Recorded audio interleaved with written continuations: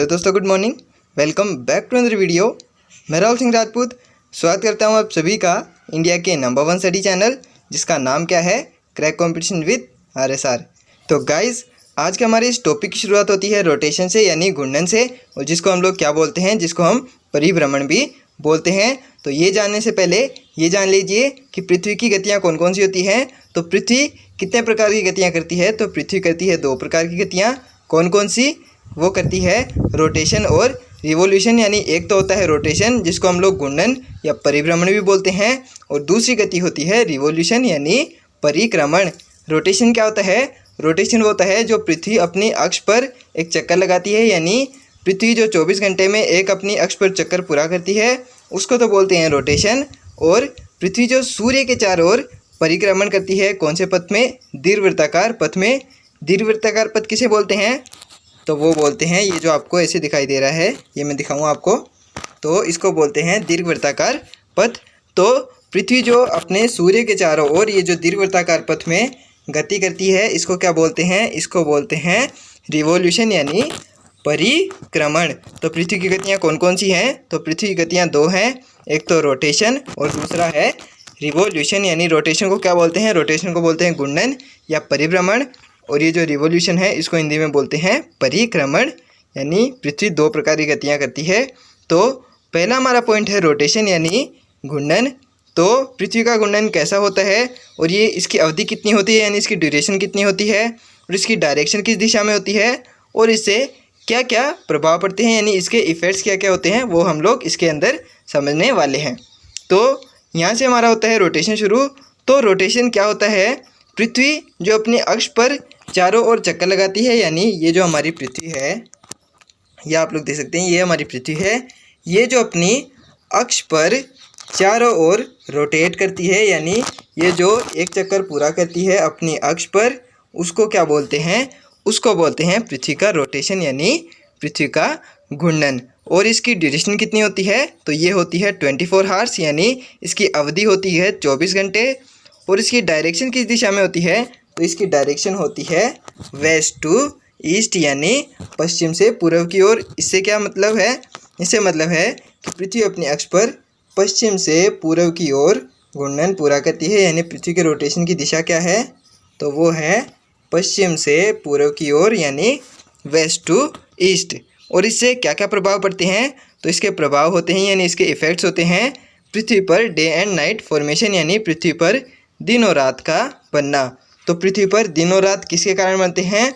तो वो बनते हैं पृथ्वी के रोटेशन के कारण, जिसको हम लोग घूर्णन या परिभ्रमण भी बोलते हैं। तो पृथ्वी पर दिन और रात का फॉर्मेशन यानी डे एंड नाइट का फॉर्मेशन किससे होता है? तो वो होता है पृथ्वी के रोटेशन के कारण यानी पृथ्वी के घूर्णन के कारण। ये आप लोग पिक्चर में देख सकते हैं, ये हमारा सूर्य देवता है यानी ये सन है, और ये हमारी अर्थ है, और ये पृथ्वी की अक्ष कहाँ पर दिखाई दे रही है आपको? ये दिखाई देगी आपको ऐसे।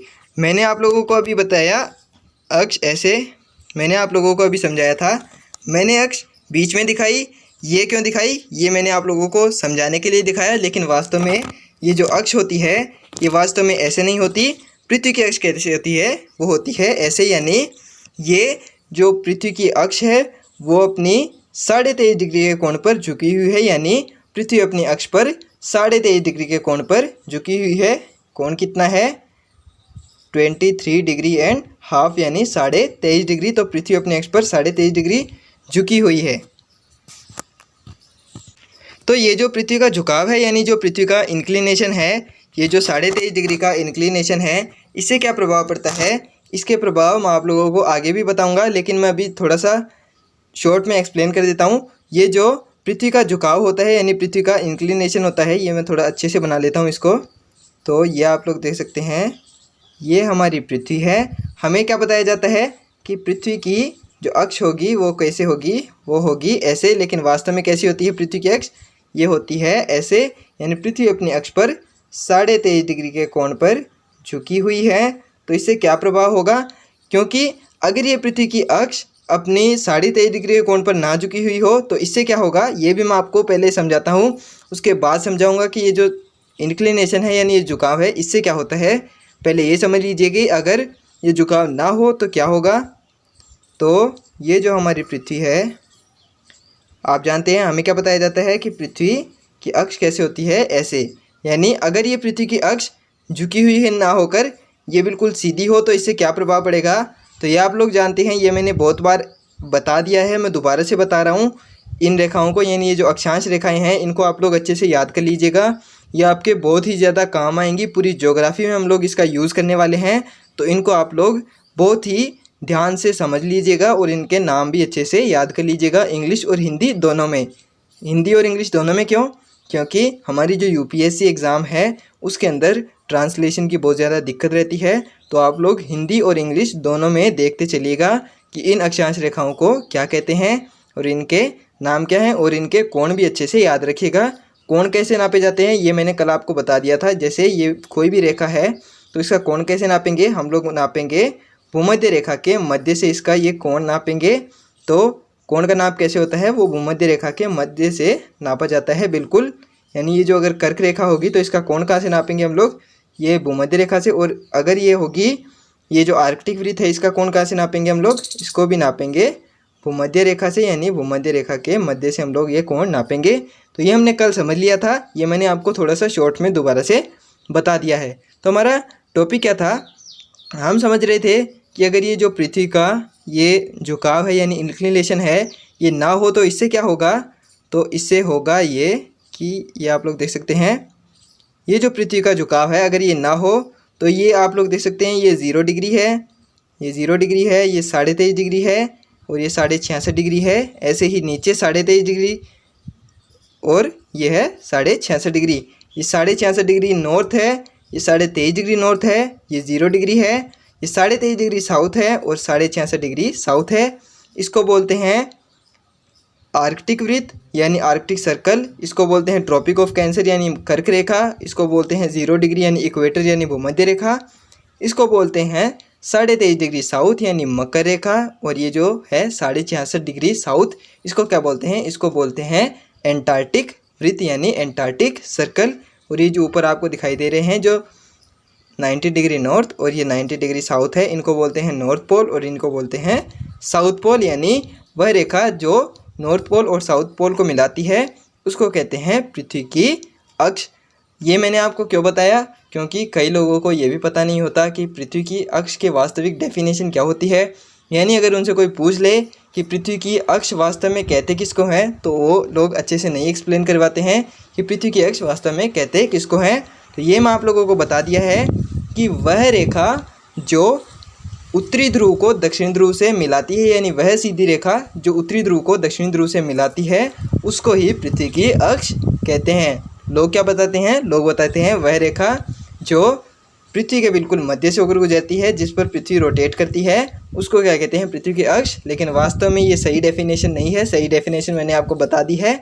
वो क्या है, वह सीधी रेखा जो उत्तरी ध्रुव को दक्षिण ध्रुव से मिलाती है, यानी नॉर्थ पोल को साउथ पोल से मिलाती है, उसी को पृथ्वी की अक्ष कहते हैं। तो ये हमने अच्छे से समझ लिया है। तो चलिए ये देख लेते हैं कि अगर पृथ्वी का ये जो इंक्लिनेशन है, झुकाव नहीं होता, तो इससे क्या होता। तो इससे होता ये कि ये जो पृथ्वी पर डे एंड नाइट है, यानी अगर आप लोग इधर तो जगह नहीं बची है, इधर हम लोग सन मान लेते हैं। अगर ये सन है तो सन की रेज इस पर पड़ेंगी, यानी पृथ्वी के आधे हिस्से पर सूर्य की किरणें पड़ेंगी, तो पृथ्वी के इस हिस्से पर तो दिन होगा और इस हिस्से पर रात होगी। तो इससे अगर ये झुकाव ना हो, यानी ये इंक्लिनेशन ना हो, तो इससे क्या होगा, इससे होगा ये कि ये जो पृथ्वी का हर हिस्सा है, इसके सभी हिस्सों पर दिन और रात बराबर हो जाएंगे। यानी पृथ्वी के हर हिस्से पर दिन और रात की अवधि बराबर होगी, यानी पृथ्वी के हर हिस्से पर डे एंड नाइट बराबर होंगे, यानी डे इक्वल्स टू नाइट हो जाएगा। किसके कारण, अगर पृथ्वी का ये जो झुकाव है 23.5 डिग्री का, अगर ये ना हो तो पृथ्वी के हर हिस्से पर दिन और रात की अवधि बराबर हो जाएगी। लेकिन वास्तव में ऐसा होता कुछ नहीं है, ये सिर्फ हमें बताया जाता है, ये समझाने के लिए है। वास्तव में पृथ्वी की अक्ष होती कैसे है, तो ये आप लोग इस पिक्चर में देख सकते हैं। ये मैंने यहाँ पर बहुत ही क्लियर इमेज ली है, तो इससे आप लोग समझ सकते हैं कि पृथ्वी की अक्ष वास्तव में कहते किसको हैं और ये कहाँ पर होती है। ये होती है 23.5 डिग्री के कोण पर, ये जो आप लोग देख सकते हैं। तो ये जो पृथ्वी है, हम लोग समझ रहे थे रोटेशन के बारे में। पृथ्वी का रोटेशन किसको कहते हैं, तो पृथ्वी की ये जो सनलाइट है, ये पृथ्वी के आधे हिस्से पर पड़ती है और ये जो आधा हिस्सा है इस पर तो दिन होगा और इस पर होगी रात। यानी पृथ्वी के रोटेशन से क्या होता है, पृथ्वी के रोटेशन से पृथ्वी पर दिन और रात बनते हैं, यानी डे एंड नाइट का फॉर्मेशन होता है। तो ये जो पृथ्वी रोटेट करेगी तो जब ये हिस्सा इधर आएगा तो ये जो जिस हिस्से पर दिन है, जिस हिस्से पर रात है उस पर तो दिन हो जाएगा और जिस हिस्से पर दिन है उस पर रात हो जाएगी। किसके कारण, जब ये पृथ्वी अपनी अक्ष पर ऐसे रोटेट करेगी उसके कारण। तो ये आप लोग देख सकते हैं, ये पृथ्वी की अक्ष है और ये किसको मिला रही है, ये नॉर्थ पोल और साउथ पोल को मिला रही है आपस में। तो पृथ्वी के, और ये जो रेखा है जो डे और नाइट को विभाजित करती है, यानी दिन और रात को अलग अलग करती है, इस रेखा को कहते क्या है, इसको कहते हैं एलओआई। यानी ये आप लोग देख सकते हैं, ये जो रेखा आपको दिखाई दे रही है जो दिन और रात को विभाजित कर रही है, यानी जिसके ये जो ये हिस्सा है इस पर तो दिन होगा और इस पर रात होगी, तो इस रेखा को कहते क्या हैं, इसको कहते हैं LOI, यानी लाइन ऑफ इल्यूमिनेशन, यानी प्रदीप्ति रेखा। तो ये जो रेखा, और इसकी डेफिनेशन क्या होगी, इसकी डेफिनेशन होगी वह रेखा जो पृथ्वी पर दिन और रात को विभाजित करती है, उसको क्या कहते हैं, उसको कहते हैं प्रदीप्ति रेखा, यानी लाइन ऑफ इल्यूमिनेशन। जो हमें पहले पृथ्वी की अक्ष बताई जा रही थी वो वास्तव में क्या है, वो है LOI, यानी लाइन ऑफ इल्यूमिनेशन, यानी प्रदीप्ति रेखा। वो रेखा कौन सी होती है, वो रेखा होती है जो पृथ्वी पर दिन और रात को डिवाइड करती है, यानी जिसके आधे हिस्से पर, यानी आधे हिस्से पर तो दिन होता है और आधे हिस्से पर रात होती है, और जो इनको डिवाइड करती है उस रेखा को क्या कहते हैं, उसको कहते हैं LOI, यानी लाइन ऑफ इल्यूमिनेशन, और जिसको हिंदी में क्या कहेंगे, हिंदी में कहेंगे प्रदीप्ति रेखा। मैं आप लोगों को हिंदी और इंग्लिश दोनों के नाम बताते हुए चल रहा हूँ, तो आप लोग भी इनको ज़रूर से याद रखिएगा, क्योंकि मैंने आप लोगों को ये पहले भी बता दिया है, हमारी जो UPSC एग्ज़ाम है उसके अंदर ट्रांसलेशन की बहुत ज़्यादा दिक्कत रहती है। तो आप लोग हिंदी और इंग्लिश के नाम दोनों देखते चलिएगा, क्योंकि अगर आप लोग सिर्फ हिंदी में पढ़ेंगे तो इससे आपका काम नहीं चलने वाला है, क्योंकि कई शब्द ऐसे होते हैं जिनके तरह हम लोग हिंदी में अटक जाते हैं, तो हम लोग उनको इंग्लिश में देखकर भी अपना काम चला सकते हैं। तो आप लोग ये नाम ज़रूर से याद रखिएगा जो मैं आपको बताता हुआ चल रहा हूँ। तो हम लोग समझ रहे थे पृथ्वी का रोटेशन। तो पृथ्वी का रोटेशन यानी ये जो पृथ्वी का घूर्णन है इसकी अवधि कितनी होती है, यानी इसकी ड्यूरेशन कितनी होती है, तो वो होती है 24 आवर्स, यानी 24 घंटे। यानी पृथ्वी अपनी अक्ष पर एक चक्कर कितने में लगाती है, यानी ये जो पृथ्वी अपनी अक्ष पर 360 डिग्री घूमती है, ये भी आप लोग समझ लीजिए पृथ्वी जो अपनी अक्ष पर घूमती है वो कितने डिग्री घूमती है, वो घूमती है 360 डिग्री। यानी पृथ्वी का एक चक्कर लगाने में कितना समय लगेगा, यानी पृथ्वी को अपने अक्ष पर एक चक्कर लगाने में कितना समय लगता है, तो वो लगता है 24 आवर्स, यानी 24 घंटे। और ये किस दिशा में होता है, ये होता है वेस्ट टू ईस्ट, यानी पश्चिम से पूर्व की ओर। ये मैंने आपको पहले ही समझा दिया है। पृथ्वी अपनी अक्ष पर वेस्ट टू ईस्ट गति करती है और ये किस दिशा में करती है, पश्चिम से पूर्व की ओर। और इससे प्रभाव क्या क्या पड़ते हैं, इससे क्या प्रभाव पड़ता है, डे एंड नाइट का फॉर्मेशन। यानी जब पृथ्वी रोटेट करेगी तो ये जो हिस्सा है जिस पर रात है वो घूमकर इधर आ जाएगा, उस पर दिन हो जाएगा, और ये जो हिस्सा दिन है ये घूमता हुआ उधर जाएगा तो इस पर हो जाएगी रात। यानी पृथ्वी के रोटेशन के कारण पृथ्वी पर डे एंड नाइट का फॉर्मेशन होता है, यानी दिन और रात बनते हैं। किसके कारण, पृथ्वी के रोटेशन के कारण, यानी पृथ्वी के घूर्णन के कारण। तो ये मैंने आपको अच्छे से समझा दिया है यहाँ पर पृथ्वी का रोटेशन। तो आगे बढ़ने से पहले मैं थोड़ा सा आपको और डिटेल से समझा देता हूँ कि पृथ्वी के रोटेशन के कारण एंगल किस तरह बनते हैं, तो वो आप लोग अच्छे से समझ लीजिए। तो पृथ्वी जो हमारी है, यानी ये जो पृथ्वी है ये 24 घंटे में कितने डिग्री घूमती है, तो ये घूमती है 360 डिग्री। तो 24 घंटे में घूमती है ये देख सकते हैं आप लोग, 24 घंटे में घूमती है 360 डिग्री। तो एक घंटे में कितना घूमेगी, तो वो घूमेगी एक घंटे में equals to 360/24 equals to 15 degree. यानी पृथ्वी अपनी अक्ष पर एक घंटे में कितने डिग्री घूमती है, तो वो घूमती है 15 डिग्री। यानी आप लोग समझ सकते हैं, अगर पृथ्वी पूरे दिन में 24 घंटे घूम रही है, इसको डिवाइड करके देख लेते हैं, ये 90 होता है, ये 90, ये 90 और ये 90। तो अगर पृथ्वी इतना घूमेगी यानी 15 डिग्री घूमेगी, तो वो कितने में घूमेगी, वो घूमेगी एक घंटे में, यानी 15 डिग्री घूमती है कितने मिनट में, तो वो घूमती है 60 मिनट में। तो 1 डिग्री कितने मिनट में घूमेगी, तो वो घूमेगी 1 डिग्री बराबर, यानी 1 degree equals to 60/15 equals to 4 minute. यानी पृथ्वी अपने अक्ष पर 1 डिग्री कितने मिनट में घूमती है, तो वो घूमती है 4 मिनट में। और 1 घंटे में 15 डिग्री और 24 घंटे में कितना, वो घूमती है 360 डिग्री। तो ये मैंने आप लोगों को पृथ्वी का रोटेशन बहुत ही ज़्यादा डिटेल से एक्सप्लेन कर दिया है। इसके आगे पृथ्वी के रोटेशन में कुछ नहीं बचा जो आपके समझने लायक हो। तो ये था हमारा पृथ्वी का रोटेशन यानी पृथ्वी का घूर्णन, या जिसको हम लोग परिभ्रमण भी बोलते हैं। ये मैंने बहुत ही डिटेल से आप लोगों को एक्सप्लेन कर दिया है। इसके बाद में क्या है, इसके बाद में है पृथ्वी का रिवॉल्यूशन यानी पृथ्वी का परिक्रमण। तो ये आप लोग पिक्चर में देख सकते हैं, पृथ्वी जो अपने सूर्य के चारों ओर गति करती है, यानी पृथ्वी जो सूर्य के चारों ओर ये दीर्घवृत्ताकार पथ में गति करती है। ये पथ कैसा है, ये है दीर्घवृत्ताकार। यानी दीर्घवृत्ताकार पथ कैसा होता है, ये पूरी तरह गोलाकार नहीं होता।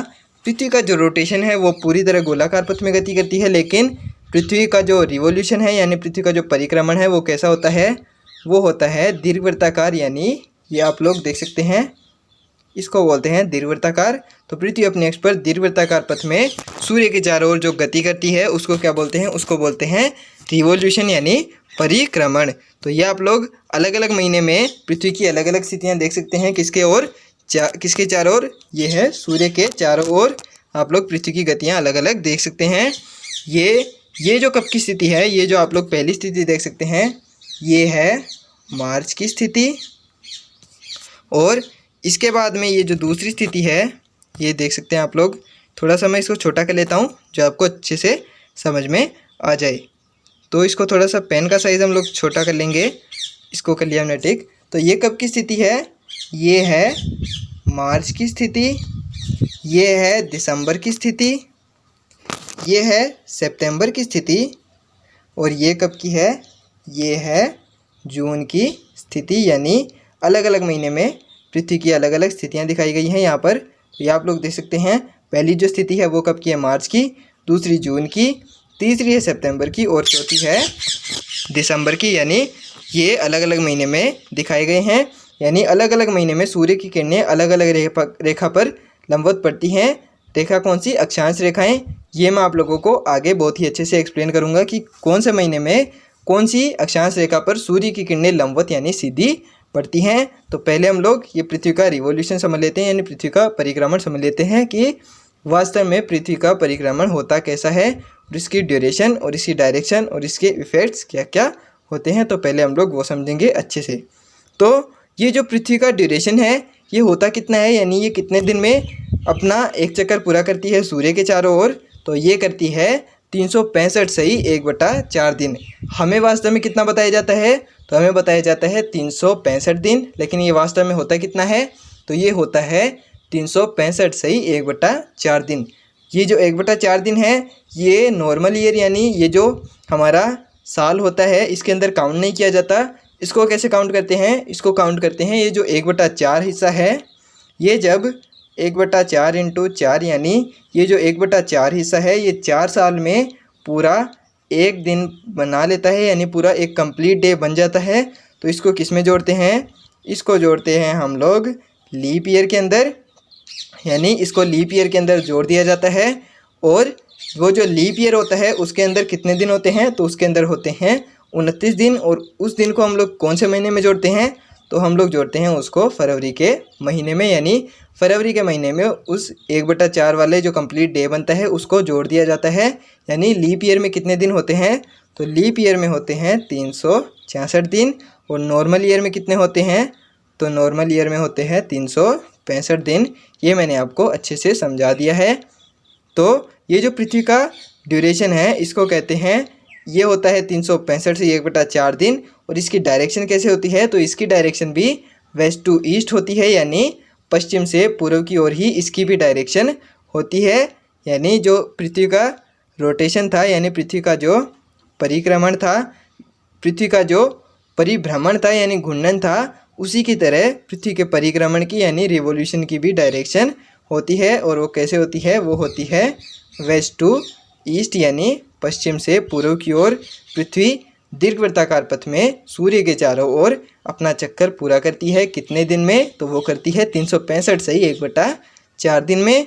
और इससे इफ़ेक्ट्स क्या क्या होते हैं, यानी वो जो हमारा रोटेशन था उसके इफ़ेक्ट्स क्या क्या थे, उससे हो रहा था पृथ्वी पर डे एंड नाइट का फॉर्मेशन, यानी पृथ्वी पर दिन और रात किससे बनते हैं, तो वो बनते हैं पृथ्वी के रोटेशन के कारण। और ये जो पृथ्वी का रिवॉल्यूशन है यानी पृथ्वी का परिक्रमण है, इससे क्या इफ़ेक्ट्स पड़ते हैं, यानी इससे क्या प्रभाव पड़ते हैं, तो इससे पड़ते हैं पृथ्वी पर सीज़न फॉर्मेशन, यानी पृथ्वी पर जो हमें ऋतुएं देखने को मिलती हैं, ये सब किसके कारण होता है, ये सब होता है पृथ्वी के रिवॉल्यूशन यानी पृथ्वी के परिक्रमण के कारण। और इसके अंदर जो सबसे इम्पोर्टेंट फैक्टर है वो क्या है, पृथ्वी का इंक्लिनेशन यानी पृथ्वी का झुकाव। ये मैं आप लोगों को अच्छे से समझाऊंगा कि पृथ्वी के झुकाव के कारण क्या क्या प्रभाव पड़ते हैं, इसके इफ़ेक्ट्स क्या क्या होते हैं, ये मैं आप लोगों को आगे अच्छे से समझाने वाला हूँ। तो ये हमारा पृथ्वी का रिवॉल्यूशन था यानी पृथ्वी का परिक्रमण था, जो हमने यहाँ पर बहुत ही डिटेल से समझ लिया है। तो चलिए नेक्स्ट चलते हैं। इसके अंदर ये जो इंक्लिनेशन होता है, दिन और रात की अवधि में परिवर्तन, ये मैं आप लोगों को आगे अच्छे और अच्छे से समझाऊंगा कि पृथ्वी का इंक्लिनेशन यानी झुकाव वास्तव में काम करता कैसे है। तो इसका आप लोग एक फैक्ट समझ लीजिए, ये क्या है, पृथ्वी पर दिन और रात की अवधि में परिवर्तन और ऋतुओं पर भी प्रभाव डालता है। क्या? तो वो डालता है पृथ्वी का इंक्लिनेशन यानी ये जो पृथ्वी का झुकाव है, ये किस पर प्रभाव डालता है, ये पृथ्वी पर डे एंड नाइट की अवधि में यानी दिन और रात की अवधि में परिवर्तन करता है। और ये प्रभाव डालता है ऋतुओं पर, यानी ऋतुएं भी प्रभावित होती हैं किससे, वो होती हैं पृथ्वी के इंक्लिनेशन यानी पृथ्वी के झुकाव से, जो कितना है, वो है 23.5 डिग्री। तो आगे हम लोग इस इंक्लिनेशन को ही समझने वाले हैं। तो हमें वास्तव में बताया जाता है कि जो पृथ्वी का झुकाव है, ये जो पृथ्वी की अक्ष है, ये कैसी है, ये बिल्कुल पृथ्वी के मध्य से होकर गुजर रही है, यानी ये जो नॉर्थ पोल है और ये है साउथ पोल। हमें वास्तव में बताया जाता है ऐसे, लेकिन वास्तव में ऐसा होता नहीं है। होता कैसा है, वास्तव में सही होता है ये, यानी पृथ्वी कैसी है, तो पृथ्वी अपनी अक्ष पर 23.5 डिग्री के कोण पर झुकी हुई है। यह आप लोग इसमें देख सकते हैं, ये कितना है, 23.5 डिग्री यानी 23.5 डिग्री के कोण पर पृथ्वी अपने अक्ष पर झुकी हुई है। और इस इंक्लिनेशन से प्रभाव क्या क्या पड़ेंगे, तो ये मैं आप लोगों को बताऊंगा। तो ये है इन जनरल यानी सामान्यतः में ये बताया जाता है, और वास्तव में रियल में होता क्या है, ये होता है इन रियल यानी वास्तव में पृथ्वी अपने 23.5 डिग्री के कोण पर झुकी हुई है, किस पर, अपनी अक्ष पर। तो इफ़ेक्ट्स ऑफ इंक्लिनेशन यानी ये जो पृथ्वी का झुकाव है, इससे क्या प्रभाव पड़ते हैं, तो जो पृथ्वी का रोटेशन था उससे क्या हो रहा था, पृथ्वी पर डे एंड नाइट का फॉर्मेशन, यानी पृथ्वी पर दिन और रात बनते हैं किसके कारण, पृथ्वी के रोटेशन के कारण यानी पृथ्वी के घूर्णन के कारण। और वो जो रिवॉल्यूशन था उसके कारण क्या हो रहा था, तो उसके कारण पृथ्वी पर सीजन फॉर्मेशन हो रहा था, यानी पृथ्वी पर ऋतुएं बन रही थी। और ये जो इंक्लिनेशन होगा, इसके कारण क्या होगा, तो ये जो पृथ्वी का इंक्लिनेशन यानी झुकाव है, इसके कारण पृथ्वी per day and night formation भी होगा और इसके कारण सीजन फॉर्मेशन भी होगा, यानी ये दोनों पर प्रभाव डालता है। डे एंड नाइट फॉर्मेशन भी होगा इससे, और इससे होगा सीजन फॉर्मेशन। सीजन फॉर्मेशन और डे एंड नाइट फॉर्मेशन ये होता तो वास्तव में रोटेशन और रिवॉल्यूशन के कारण ही है, लेकिन इस पर प्रभाव कैसे पड़ता है, वो पड़ता है पृथ्वी के झुकाव के कारण। और वो कैसे पड़ता है, तो मैंने रोटेशन के अंदर आप लोगों को समझा दिया था कि अगर पृथ्वी का ये जो इंक्लिनेशन है ये ना हो, तो पृथ्वी के हर हिस्से पर दिन और रात की अवधि बराबर हो जाएगी, यानी पृथ्वी के हर हिस्से पर दिन और रात बराबर होंगे। और इसका सीजन फॉर्मेशन पर क्या प्रभाव पड़ता है, तो वो भी समझ लीजिए। तो अगर ये जो पृथ्वी का इंक्लिनेशन है यानी पृथ्वी का ये जो झुकाव है, अगर ये ना हो, तो पृथ्वी पर जो हम लोग अलग अलग ऋतुएं देखते हैं, यानी ये जो शरद ऋतु, ग्रीष्म ऋतु, बसंत ऋतु, ये जितनी भी ऋतुएं आती हैं, इनका फॉर्मेशन नहीं होगा, यानी पृथ्वी पर अलग अलग ऋतुएं नहीं मिलेंगी। पूरी पृथ्वी पर एक ही ऋतु देखने को मिलेगी। और वो किसके कारण होगा, वो होगा अगर पृथ्वी का इंक्लिनेशन 0 डिग्री हो जाए, यानी अगर पृथ्वी का ये जो झुकाव है वो कितना हो, 0 डिग्री हो। लेकिन वास्तव में होता कितना है, वो होता है 23.5 डिग्री यानी 23.5 डिग्री। और उसी से पृथ्वी के हर हिस्से पर दिन और रात बराबर बराबर नहीं होते, अलग अलग होते हैं। तो वो मैं आपको रोटेशन वाले में समझाता हूँ पहले तो ये आप लोग देख सकते हैं, अगर ये पृथ्वी है हमारी और ये इसकी एक्सिस है और इसको क्या बोलते हैं, इसको बोलते हैं LOI यानी लाइन ऑफ इल्यूमिनेशन। और इससे क्या होगा, इससे होगा ये आप लोग 23.5 डिग्री, ये 66.5 डिग्री, ये 23.5 डिग्री और ये 66.5 डिग्री। ये कुछ मुख्य अक्षांश रेखाएं हैं, इनको आप लोग ज़रूर से याद कर लीजिएगा, क्योंकि ये जो अक्षांश रेखाएं हैं इनको हम लोग पूरी ज्योग्राफी के अंदर यूज़ करने वाले हैं। तो आप लोग इनके नाम, इनके कोण और इनके इंग्लिश नाम अच्छे से याद कर लीजिएगा, क्योंकि हम लोग पूरी ज्योग्राफी के अंदर इनका यूज़ करने वाले हैं। तो ये कौन कौन सी रेखाएं हैं, तो ये है 0 डिग्री, ये है 23.5 डिग्री नॉर्थ और ये है 66.5 डिग्री नॉर्थ। ऐसे ही नीचे 23.5 डिग्री साउथ और ये है 66.5 डिग्री साउथ। इसको बोलते हैं ट्रॉपिक ऑफ कैंसर, इसको बोलते हैं आर्कटिक सर्कल यानी आर्कटिक वृत्त, और इसको बोलते हैं कर्क रेखा, इसको बोलते हैं 0 डिग्री यानी इक्वेटर या भूमध्य रेखा, और इसको बोलते हैं मकर रेखा या इसको बोलते हैं ट्रॉपिक ऑफ कैप्रिकॉर्न, और इसको बोलते हैं एंटार्क्टिक सर्कल यानी एंटार्क्टिक वृत्त। तो ये कुछ मुख्य अक्षांश रेखाएं हैं, इनको आप लोग अच्छे से याद कर लीजिएगा। तो हमारा जो पॉइंट था वो क्या था, तो अगर पृथ्वी का इंक्लिनेशन 0 हो जाए तो वो मैंने समझा दिया था। तो इस इंक्लिनेशन से क्या होता है, इससे क्या होता है, ये जो पृथ्वी का ये जो नॉर्थ पोल है इस पर 24 घंटे का दिन और इस पर 24 घंटे की रात होती है। किस पर, साउथ पोल पर, और नॉर्थ पोल पर होता है 24 घंटे का दिन। किसके कारण, इसके कारण होता है पृथ्वी के इंक्लिनेशन के कारण, जो कितना है यानी पृथ्वी का झुकाव जो कितना है 23.5 डिग्री का कोण है पृथ्वी का झुकाव। और इससे क्या होता है, पृथ्वी के हर हिस्से पर दिन और रात की अवधि अलग अलग होती है, यानी पृथ्वी के किसी हिस्से पर दिन बड़ा और कहीं पर दिन छोटा और कहीं पर रात बड़ी तथा कहीं पर रात छोटी होती है। किसके कारण, पृथ्वी के झुकाव के कारण, जो मैंने आपको अच्छे से यहाँ पर समझा दिया है। और ये पृथ्वी के कुछ जोन भी बता दिए हैं जो आप लोगों को अच्छे से याद करने हैं। ये हीट जोन है, ये मैंने आपको अच्छे से बता दिए हैं। हीट जोन मैं आप लोगों को आगे एक्सप्लेन करूँगा। ये मैंने कुछ मुख्य अक्षांश रेखाएँ बता दी हैं जो आपको याद रखनी है। क्योंकि हम लोग पूरी ज्योग्राफी के अंदर इनका यूज़ करने वाले हैं। तो आगे बढ़ते हैं। आगे क्या है हमारा, आगे आती है पृथ्वी की अक्ष, ऐसी काल्पनिक रेखा जो 90 डिग्री नॉर्थ को 90 डिग्री साउथ से मिलाती है, उसको क्या कहते हैं, पृथ्वी की अक्ष। ये मैंने आपको पीछे बहुत ही अच्छे से एक्सप्लेन कर दिया है। ये आपको क्यों याद रखना है, क्योंकि अगर आपसे कोई पूछ ले कि पृथ्वी की अक्ष की वास्तविक डेफिनेशन क्या होती है, यानी पृथ्वी की वास्तविक परिभाषा क्या होती है, तो आप लोग वहाँ पर यह आंसर ना दें कि जो रेखा पृथ्वी के मध्य से गुजरती है, यानी जो पृथ्वी के बिल्कुल ये मध्य से होकर गुजरती है, इसको पृथ्वी की अक्ष कहते हैं। आप लोग ऐसा आंसर ना दें, इसके लिए मैंने आपको यहाँ पर बहुत ही अच्छे से समझा दिया है कि पृथ्वी की अक्ष वास्तव में कहते किसको हैं, तो वो कहते हैं 90 डिग्री नॉर्थ को 90 डिग्री साउथ से मिलाने वाली रेखा, यानी ऐसी काल्पनिक सीधी रेखा जो 90 डिग्री नॉर्थ यानी उत्तरी ध्रुव को 90 डिग्री साउथ यानी दक्षिणी ध्रुव से मिलाती है, उसको क्या कहते हैं, उसको कहते हैं पृथ्वी की अक्ष यानी पृथ्वी की एक्सिस। तो ये आप लोगों को मैंने समझा दिया कि पृथ्वी अक्ष किसे कहते हैं। तो आगे चलते हैं। आगे क्या है, आगे है लाइन ऑफ इल्यूमिनेशन यानी LOI, जिसको हम लोग कहते हैं, और इसका हिंदी नाम क्या है, इसको कहते हैं हिंदी में, ये प्रदीप्ति रेखा नहीं है गाइज, ये थोड़ा सा मिसप्रिंट हो गया है, तो ये मैं आपको समझाऊं तो इसको कहते हैं प्रदीप्ति रेखा। ये प के नीचे रे की मात्रा है, तो आप लोग इसको थोड़ा सा करेक्ट कर लीजिएगा। इसको कहते हैं प्रदीप्ति रेखा यानी लाइन ऑफ इल्यूमिनेशन या LOI कहते हैं इसको। इसका काम क्या होता है, इसका काम होता है ये जो पृथ्वी पर डे एंड नाइट का फॉर्मेशन होता है, यानी जो दिन और रात होते हैं उनको डिवाइड करना। यानी ये जो रेखा आप लोग देख सकते हैं, जो रेखा दिन और रात को डिवाइड करती है यानी दिन और रात को विभाजित करती है, इसके एक साइड तो दिन होता है और एक साइड रात होती है, तो उस रेखा को क्या कहते हैं, तो उसको कहते हैं LOI यानी लाइन ऑफ इल्यूमिनेशन या प्रदीप्ति रेखा। और इसका काम क्या होता है, इसका काम होता है पृथ्वी पर दिन और रात का विभाजन करना। यानी जो हमें बताया जाता है कि जो हमें पहले बताया जाता था, पृथ्वी की जो अक्ष बताई जाती थी, वो वास्तव में क्या होती है, वो होती है LOI यानी जो सूर्य की किरणें आती हैं इसके हाफ पार्ट पर तो डे होता है और हाफ पार्ट पर नाइट होती है। किसके?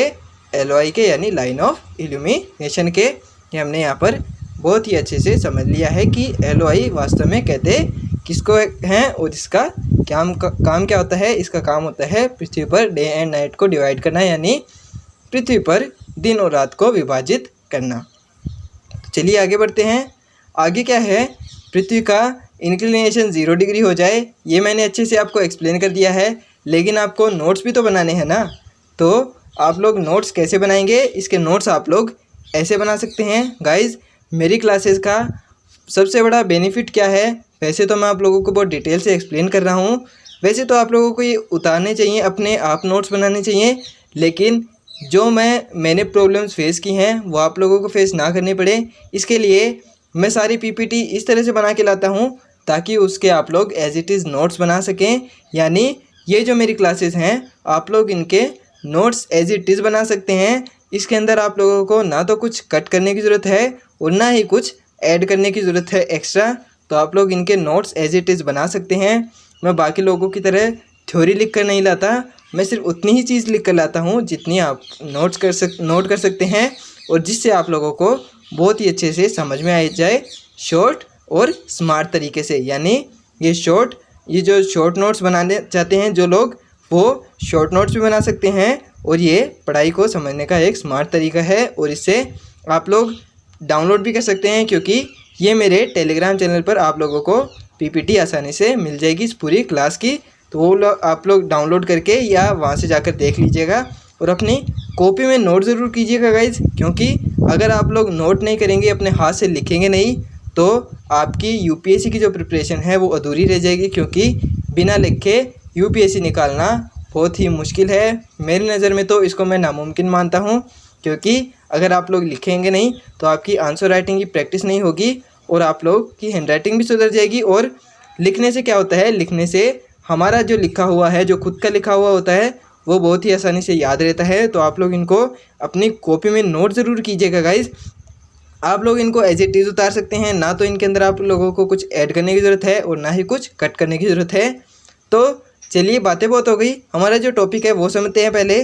तो अगर पृथ्वी का if inclination equals to 0 degree, यानी अगर पृथ्वी का झुकाव जो है वो 0 डिग्री हो जाए तो इससे क्या होगा? तो इससे होगा ये आप लोग इसके अंदर पिक्चर देख सकते हैं, ये मैंने अपने हाथ से बनाई है, तो आप लोग एज इट इज़ बना लीजिएगा अपनी कॉपी में। तो ये आप लोग देख सकते हैं, ये है 0 डिग्री, ये है 23.5 डिग्री नॉर्थ, ये है 66.5 डिग्री नॉर्थ, ये है 90 डिग्री नॉर्थ, ये 23.5 डिग्री साउथ, ये 66.5 डिग्री साउथ और ये है 90 डिग्री साउथ। अक्षांश रेखा ये जो है ये अक्षांश रेखाएं नहीं है, ये सिर्फ एक बिंदु है। ये मैंने पीछे की क्लासेस में आप लोगों को बहुत ही डिटेल से एक्सप्लेन किया है, तो वो क्लासेस आप लोग ज़रूर से देखिएगा। वो थी अक्षांश और देशांतर की क्लास, जो मैंने सेकंड क्लास थी हमारी, वो आप लोग ज़रूर से देख लीजिएगा। तो हमारा टॉपिक है ये, अगर पृथ्वी पर ये जो पृथ्वी का झुकाव है वो 0 डिग्री हो जाए तो इससे क्या होगा? तो पृथ्वी के हर हिस्से पर दिन और रात बराबर हो जाएंगे। यानी अगर झुकाव 0 डिग्री होगा तो पृथ्वी के हर हिस्से पर, यानी नॉर्थ हेमिस्फीयर में भी और साउथ हेमिस्फीयर में भी डे और नाइट बराबर होंगे, यानी पृथ्वी पर दिन और रात बराबर होंगे। किसके कारण? ये जो पृथ्वी की एलओआई यानी लाइन ऑफ इल्यूमिनेशन है और पृथ्वी की एक्सिस बराबर हो जाए तब, यानी ये जो प्रदीप्ति रेखा मैंने आपको बताई, यानी एलओआई इक्वल्स टू एक्सिस हो जाए तो इससे पृथ्वी के हर हिस्से पर दिन और रात बराबर हो जाते हैं। लेकिन ये सिर्फ एक कल्पना है, वास्तव में ऐसा होता कुछ नहीं है, क्योंकि पृथ्वी अपनी अक्ष पर 23.5 डिग्री कोण पर झुकी हुई है। तो इससे क्या होगा? इससे होगा ये कि ये सारी जो रेखाएं हैं ये ऐसे आ जाएंगी। तो ये जो एलओआई है, ये जो नॉर्थ पोल है यानी उत्तरी ध्रुव है, इस पर 24 घंटे का दिन होगा और ये जो साउथ पोल है इस पर 24 घंटे की रात होगी। किसके कारण? वो होगा पृथ्वी के झुकाव के कारण। ये जो पृथ्वी का इंक्लिनेशन है 23.5 डिग्री कोण, इसके कारण नॉर्थ पोल पर तो 24 घंटे का दिन होगा और साउथ पोल पर 24 घंटे की रात होगी। ये मैंने आप लोगों को बहुत ही डिटेल से एक्सप्लेन कर दिया है पहले भी, और एक बार दोबारा से मैंने रिपीट भी कर दिया। तो इसके अंदर यही बताया गया है कि L Y equals to axis हो जाएगी, यानी प्रदीप्ति रेखा बराबर हो जाएगी किसके, पृथ्वी की अक्ष के। तो इससे क्या होगा, इससे होगा पृथ्वी के हर हिस्से पर दिन और रात बराबर हो जाएंगे। और इसके इफ़ेक्ट्स क्या क्या होंगे, यानी इससे क्या इम्पैक्ट पड़ेगा, तो इससे इम्पैक्ट ये पड़ेगा कि अगर जो नॉर्थ हेमिस्फीयर है यानी उत्तरी गोलार्ध है, ये देख सकते हैं आप लोग, इसको नॉर्थ हेमिस्फीयर बोलते हैं और इसको बोलते हैं साउथ हेमिस्फीयर। तो अगर पृथ्वी के नॉर्थ हेमिस्फीयर में समर है यानी ग्रीष्म ऋतु है, तो पृथ्वी के साउथ हेमिस्फीयर में भी यानी दक्षिणी गोलार्ध में भी ग्रीष्म ऋतु ही होगी यानी समर ही होंगे। और अगर नॉर्थ हेमिस्फीयर यानी उत्तरी गोलार्ध में विंटर्स हैं यानी सर्दियां हैं, तो साउथ हेमिस्फीयर यानी दक्षिणी गोलार्ध में भी विंटर्स यानी सर्दियां ही होंगी। किसके कारण, अगर पृथ्वी का झुकाव कितना हो, पृथ्वी का झुकाव हो जाए 0 डिग्री, यानी अगर पृथ्वी का झुकाव 0 डिग्री होगा तो नॉर्थ हेमिस्फीयर में भी सर्दियां होंगी और साउथ हेमिस्फीयर में भी सर्दियां होंगी। और अगर नॉर्थ हेमिस्फीयर में समर्स हैं यानी गर्मियां हैं, तो साउथ हेमिस्फीयर में भी गर्मियां ही होंगी यानी ग्रीष्म ऋतु ही होगी अगर पृथ्वी का इंक्लिनेशन 0 डिग्री हो जाए। इसके बाद में क्या है, इसके बाद में दूसरी स्थिति जो वास्तविक स्थिति है वो बताई गई है कि if inclination equals to 23.5 degree. If लगाना गलत होगा क्योंकि इफ़ नहीं होता, ये होता ही वास्तव में इंक्लिनेशन 23.5 डिग्री नॉर्थ है, नॉर्थ नहीं, ये होता है 23.5 डिग्री का कोण, किसका, पृथ्वी का इंक्लिनेशन यानी पृथ्वी का झुकाव का। तो इससे क्या होता है, ये आप लोग पिक्चर में देख सकते हैं, ये जो पृथ्वी का नॉर्थ पोल है इस पर तो होगा 24 घंटे का दिन। दिन क्यों होगा, क्योंकि ये हिस्सा पृथ्वी सूर्य के सामने है और ये जो निचला हिस्सा आप लोग देख सकते हैं इस पर होगा, यानी साउथ हेमिस्फीयर में साउथ पोल पर 24 घंटे की रात होगी। रात क्यों, क्योंकि ये जो LOI के इस हिस्से पर है जिस पर सूर्य का प्रकाश नहीं पड़ रहा है, तो इस हिस्से पर क्या होगी, इस हिस्से पर रात होगी और इस हिस्से पर दिन होगा। ये मैंने आप लोगों को अच्छे से बता दिया है। दिन क्यों होगा, क्योंकि ये हिस्सा सूर्य के सामने है। तो उत्तरी ध्रुव पर तो 24 घंटे का दिन और दक्षिण ध्रुव पर 24 घंटे की रात होगी।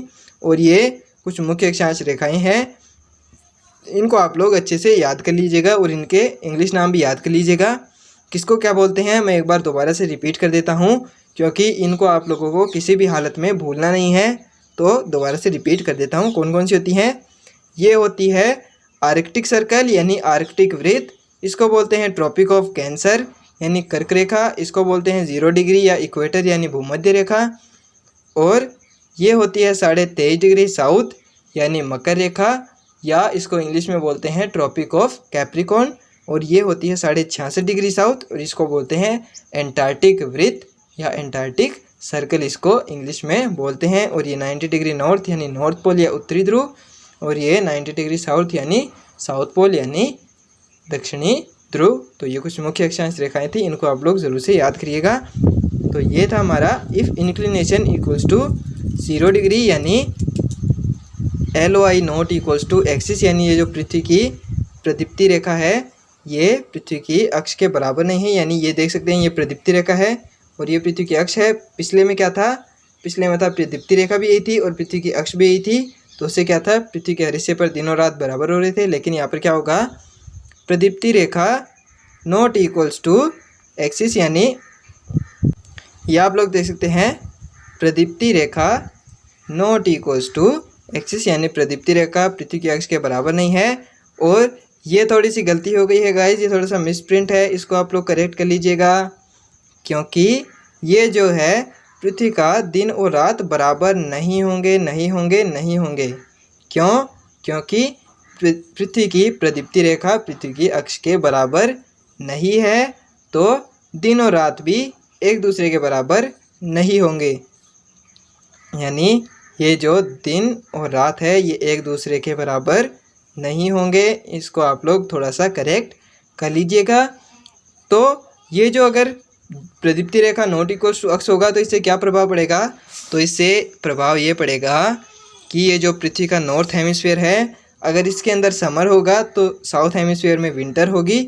यानी अगर उत्तरी गोलार्ध में ग्रीष्म ऋतु है तो दक्षिणी गोलार्ध में शरद ऋतु होगी, और अगर दक्षिणी गोलार्ध में शरद ऋतु है तो पृथ्वी के उत्तरी गोलार्ध में ग्रीष्म ऋतु होगी। किसी कारण अगर पृथ्वी का झुकाव 23.5 डिग्री हो जाता है क्या, ये होता ही इतना ही है, ये मैंने आप लोगों को वास्तव में सही स्थिति बता दी है।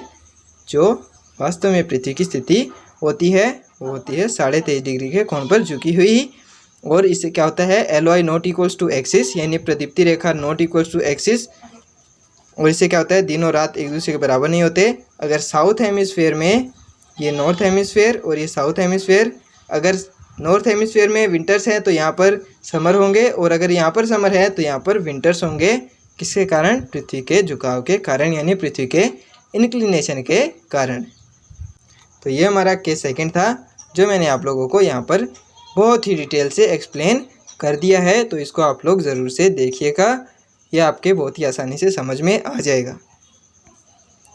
तो इसके आगे क्या दिया हुआ है, इसके आगे है ऑन इक्वेटर 0 डिग्री, यानी ऑन इक्वेटर यानी 0 डिग्री अक्षांश रेखा पर always day equals to night. इसका क्या मतलब हुआ? इसका मतलब ये है कि चाहे पृथ्वी का जो झुकाव है यानी पृथ्वी का इंक्लिनेशन है वो 0 डिग्री हो या 23.5 डिग्री हो, इससे जो भूमध्य रेखा है उस पर कोई प्रभाव नहीं पड़ने वाला। यानी जो भूमध्य रेखा होती है हमारी, उस पर हमेशा दिन और रात बराबर होते हैं। यानी चाहे कोण 0 डिग्री हो यानी पृथ्वी का झुकाव ना हो, तो भी ये जो भूमध्य रेखा है उस पर दिन और रात बराबर होंगे। या फिर अगर पृथ्वी का कोण 23.5 डिग्री यानी 23.5 डिग्री पर झुक जाए तो भी इससे भूमध्य रेखा पर कोई प्रभाव नहीं पड़ेगा। इस पर फिर भी क्या होगा, इस पर फिर भी डे और नाइट बराबर होंगे, यानी दिन और रात बराबर होंगे। किस पर? भूमध्य रेखा पर। यही पॉइंट यहाँ पर दिया हुआ है, जो मैंने बहुत ही डिटेल से यहाँ पर आपको एक्सप्लेन कर दिया है। तो इसको भी आप लोग ज़रूर से याद रखिएगा, क्योंकि ऐसा as it is question PT के अंदर पूछ लिया जाता है कि कौन सी रेखा पर सूर्य की किरणें हमेशा लंबवत पड़ती हैं। तो वो पड़ती हैं 0 डिग्री पर, यानी इक्वेटर पर, जिसको क्या कहते हैं हम लोग, भूमध्य रेखा। और इसको 0 डिग्री को क्या कहते हैं, इसको कहते हैं विषुवत वृत्त भी कहते हैं। विषुवत वृत्त क्यों कहते हैं? क्योंकि ये पूरे विश्व में बनने वाला, यानी पूरी पृथ्वी पर बनने वाला सबसे बड़ा सर्कल कौन सा है, यानी सबसे बड़ा वृत्त कौन सा है, तो वो है 0 डिग्री अक्षांश रेखा। ये वास्तव में अक्षांश रेखा नहीं होती, ये वो होते हैं अक्षांशीय वृत्त। जितनी भी अक्षांश रेखाएं होती हैं वो अक्षांशीय वृत्त बनाते हैं। और पृथ्वी पर बनने वाला सबसे बड़ा वृत्त कौन सा है, तो वो है 0 डिग्री इक्वेटर, यानी भूमध्य रेखा या विषुवत वृत्त जिसको कहते हैं, वो पृथ्वी पर बनने वाला सबसे बड़ा वृत्त है। तो इसके बाद में क्या है, इसके बाद में है LOI plus AOI equals to 90 degree. LOI तो हमने समझ लिया कि क्या होता है, इसको कहते हैं प्रदीप्ति रेखा। और ये जो नया आया है यहाँ पर AOI, ये AOI इसका क्या फंडा है, तो ये है AOI equals to angle of inclination. यानी जो पृथ्वी पर जिस समय जिस भी रेखा पर सूर्य का प्रकाश लंबवत पड़ता है, AOI का मान उतना ही हो जाता है। यानी ये जो मैंने आप लोगों को पृथ्वी का रिवॉल्यूशन दिखाया था, यानी अलग अलग महीने में पृथ्वी की अलग अलग स्थितियां दिखाई थी, तो अलग अलग महीने में सूर्य की किरणें अलग अलग अक्षांश रेखा पर लंबवत पड़ती हैं। यानी अगर हम लोग इसको एक्सिस माने तो ये 0 डिग्री होगी, ये 23.5 डिग्री, ये 23.5 डिग्री, ये 0 डिग्री, ये 23.5, ये 23.5, ये 0, ये 23.5, ये 23.5, ये 0 डिग्री, ये 23.5, ये 23.5। तो अलग अलग महीने में सूर्य की किरणें अलग अलग रेखा पर लंबवत पड़ती हैं। वो कौन कौन सी पर पड़ती हैं, तो ये जो जून का महीना है और ये मार्च का महीना है, ये दिसंबर का महीना है और ये सितंबर का महीना है। तो ये जो मार्च और सितंबर है, इस महीने में सूर्य की किरणें 0 डिग्री पर, और ये जो जून का महीना है इस पर कौन सी रेखा पर, इस पर पड़ती हैं कर्क रेखा। और ये जो दिसंबर का महीना है इसमें कौन से पर, इसमें पड़ती हैं मकर रेखा पर सूर्य की किरणें लंबवत। तो जिस भी रेखा पर सूर्य की किरणें लंबवत पड़ती हैं उसी को कहते हैं AOI, यानी एंगल ऑफ इंक्लिनेशन। यानी वह अक्षांश रेखा जहां सूर्य का प्रकाश लंबवत पड़ता है उसी को क्या कहते हैं, उसी को कहते हैं AOI, यानी एंगल ऑफ इंक्लिनेशन। इसका मान अलग अलग महीने में अलग अलग होता है। और ये जो LOI है और ये जो AOI है, इसका योग कितना होता है, इसका योग होता है 90 डिग्री, यानी 90 डिग्री इन दोनों का योग होता है। तो इससे क्या हम लोग समझ सकते हैं, इससे हम लोग आगे समीकरण हल करेंगे, जिससे आप लोगों को बहुत ही आसानी से ये जो पृथ्वी के ये जो जोन है, ये आप लोग देख सकते हैं, ये अक्षांश रेखाएं यानी जो पृथ्वी के डे एंड नाइट फॉर्मेशन है, इसको हम लोग आगे समझेंगे। यानी ये जो पृथ्वी का परिक्रमण समझाया था मैंने आप लोगों को, कौन से महीने में कौन सी रेखा पर सूर्य की किरणें लंबवत पड़ती हैं, ये हम लोग आगे समझेंगे बहुत डिटेल से। तो उसके अंदर ये बहुत ज़्यादा काम आएगा, तो इसको आप लोग अच्छे से याद रखिएगा। तो इसके बाद में है कि कौन सी रेखा पर सूर्य का प्रकाश लंबवत पड़ता है, यानी कौन से महीने में कौन सी रेखा पर सूर्य का प्रकाश लंबवत पड़ता है। तो इसके अंदर दिया हुआ है कि ए ओ आई का मान मार्च के महीने में कितना होता है, तो ये होता है 0 डिग्री। यानी मार्च के महीने में सूर्य की किरणें कौन सी रेखा पर लंबवत पड़ती हैं, तो वो पड़ती हैं 0 डिग्री अक्षांश रेखा पर। और ए ओ आई का मान जून में कितना होता है, तो वो होता है 23.5 डिग्री। यानी जून के महीने में कौन सी रेखा पर सूर्य की किरणें लंबवत पड़ती हैं, तो वो पड़ती हैं 23.5 डिग्री नॉर्थ यानी कर्क रेखा पर। और सितंबर के महीने में ए ओ आई का मान कितना होता है, तो वो होता है 0 डिग्री। यानी सितंबर के महीने में भी सूर्य की किरणें कौन सी रेखा पर लंबवत पड़ती हैं, तो वो पड़ती हैं भूमध्य रेखा यानी 0 डिग्री अक्षांश रेखा पर। और ए ओ आई का मान दिसंबर के महीने में कितना होता है, तो ये होता है 23.5 डिग्री। यानी दिसंबर के महीने में भी ए ओ आई का मान 23.5 डिग्री होगा, लेकिन जून के अंदर 23.5 डिग्री नॉर्थ और दिसंबर के अंदर 23.5 डिग्री साउथ। यानी जून के महीने में तो कर्क रेखा पर और दिसंबर के महीने में मकर रेखा पर सूर्य की किरणें लंबवत पड़ेंगी। ये हमने यहाँ पर देख लिया है कि कौन से महीने में ए ओ आई का मान कितना होता है, यानी एंगल ऑफ इंक्लिनेशन का मान कितना होता है कौन से महीने में, यानी कौन से महीने में सूर्य की किरणें कौन सी रेखा पर लंबवत पड़ती हैं, ये हमने यहाँ पर देख लिया है। इसके बाद में ये पृथ्वी का रिवॉल्यूशन बताया गया है, इसके अंदर ही हम लोग समझेंगे अच्छे से, यानी और डिटेल से समझेंगे कि कौन सी रेखा पर सूर्य की किरणें लंबवत पड़ती हैं किस महीने में, यानी ए ओ आई का मान कौन से महीने में कितना होता है, यानी एंगल ऑफ इंक्लिनेशन का मान कितना होता है कौन से महीने में, ये हम लोग आगे समझेंगे और डिटेल से।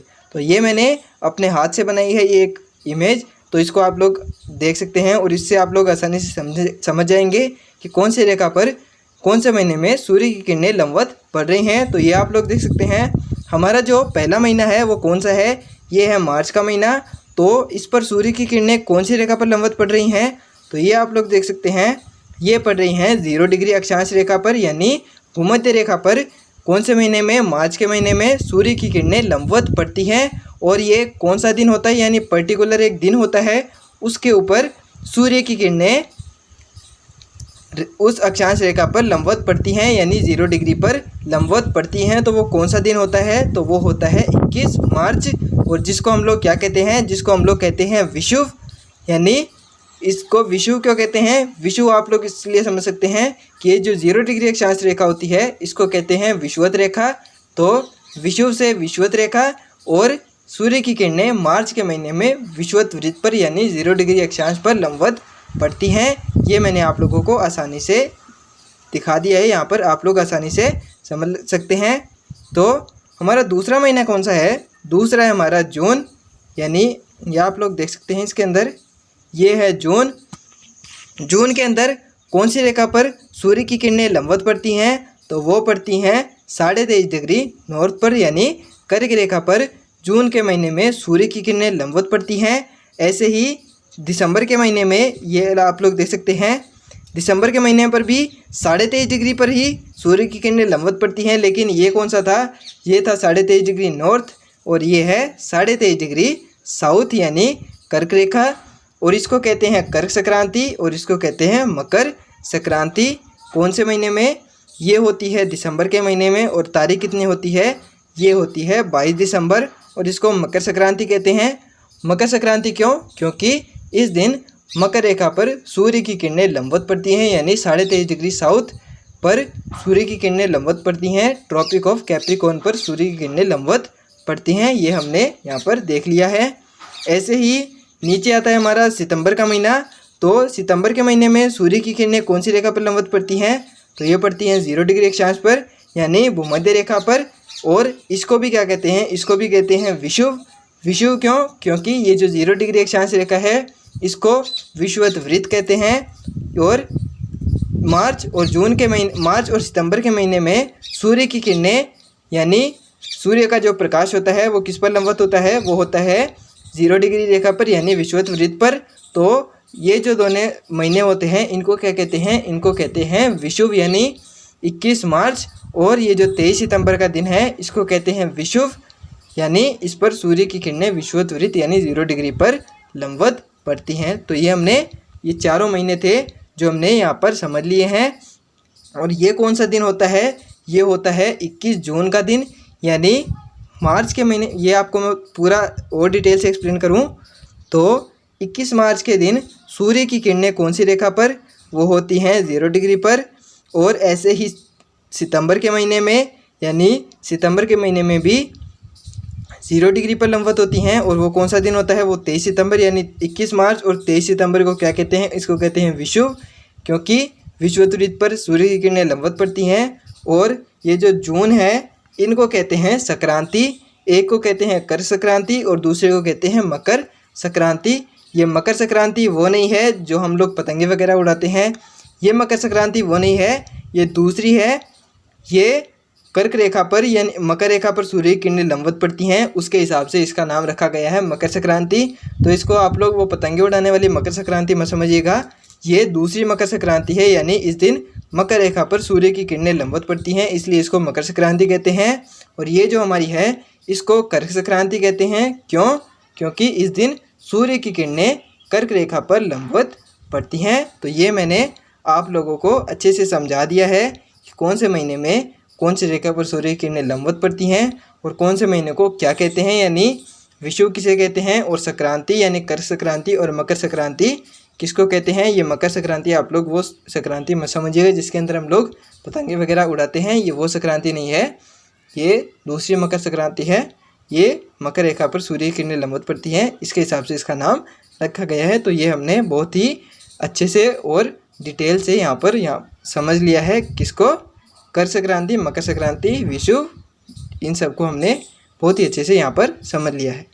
तो इसके बाद में चलते हैं, इसके बाद में क्या आया है, इसके बाद में ये दोबारा से आ गया है कि AOI का मान मार्च में 0 डिग्री, AOI का मान जून में 23.5 डिग्री, AOI का मान सितंबर में 0 डिग्री और AOI का मान दिसंबर में 23.5 डिग्री होता है। क्यों? क्योंकि अलग अलग महीने में सूर्य की किरणें अलग अलग रेखा पर लंबवत पड़ती हैं, जो मैंने अभी यहाँ पर आपको बहुत ही अच्छे से समझा दिया है। तो ये दोबारा से आ गया है, ये पता नहीं PPT रिपीट हो गई है या मैंने ही दोबारा से लगाया था कुछ और समझाने के लिए। तो वैसे तो मैंने सब कुछ यहाँ पर आप लोगों को समझा दिया है इसके अंदर, और कुछ नहीं बचा जो आपको समझाया जाए। ये मैंने शायद PPT ही दोबारा से रिपीट हो गई है, तो आप लोग इसको अच्छे से इसको भी अपनी कॉपी में नोट करिएगा, क्योंकि ये जो चीज़ है ये आप लोगों को कहीं पर नहीं मिलने वाली गाइज़, क्योंकि ये मैंने अपने हाथ से बनाई है। ये आप लोगों को ना तो किसी क्लास में मिलेगी यानी ना तो किसी YouTube क्लास में मिलेगी, ना ही इंटरनेट पर मिलेगी आप लोगों को, क्योंकि ये मैंने अपने हाथ से बनाए हैं सारी अक्षांश रेखाएं और उनके कोण और कौन से महीने में कौन सी रेखा पर सूर्य की किरणें लंबवत होती हैं। तो ये आप लोग अच्छे से याद रखिएगा और इसको अच्छे से अपनी कॉपी में नोट कर लीजिएगा।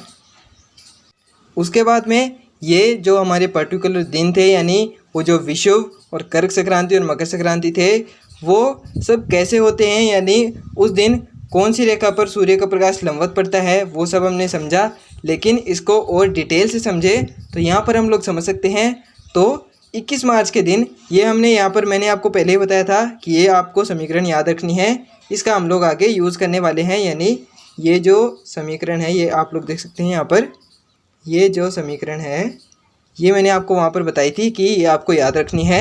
आगे हम लोग इसका बहुत ज़्यादा यूज़ करने वाले हैं। तो इसका यूज़ कहाँ पर होगा, इसका यूज़ होगा यहाँ पर, यानी इसके अंदर हम लोग इसका यूज़ करेंगे और समझेंगे कि इस दिन कौन सी रेखा पर सूर्य का प्रकाश लंबवत पड़ता है।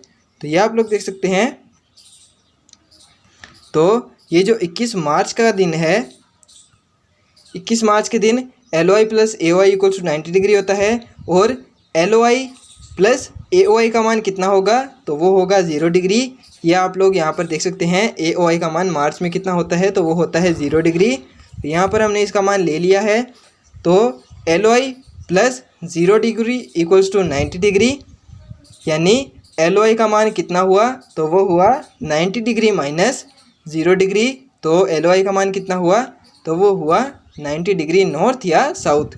और 90 डिग्री नॉर्थ या साउथ कौन सी रेखा होती है, ये मैंने आपको पहले ही बताया था कि जो रेखा 90 डिग्री नॉर्थ यानी उत्तरी ध्रुव को 90 डिग्री साउथ यानी दक्षिण ध्रुव से मिलाती है, उसको क्या कहते हैं, उसको कहते हैं पृथ्वी की अक्ष यानी पृथ्वी की एक्सिस।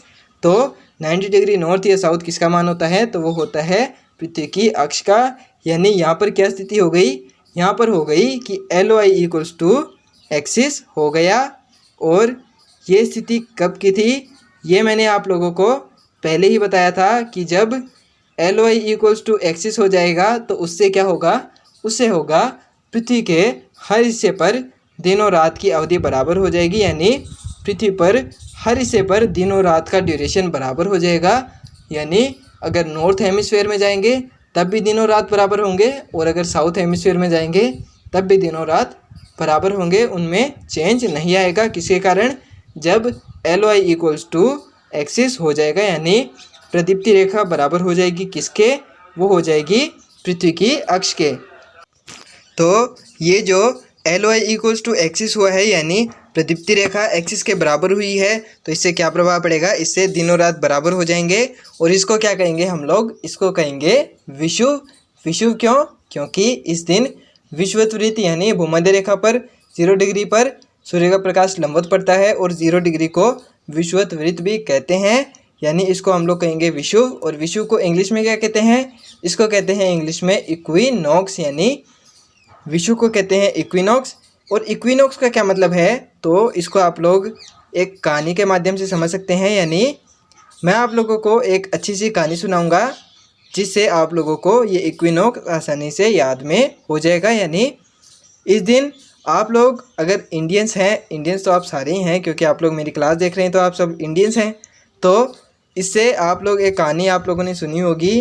तो ये जो 21 मार्च का दिन है, इस दिन एक लेडी यानी एक लेडी का नाक कटा था। तो आप लोगों को याद आ रहा हो तो वो कौन थी, उसका नाम क्या था, तो उस लेडी का नाम था शूर्पणखा। यानी इस दिन 21 मार्च के दिन शूर्पणखा का नाक कटा था।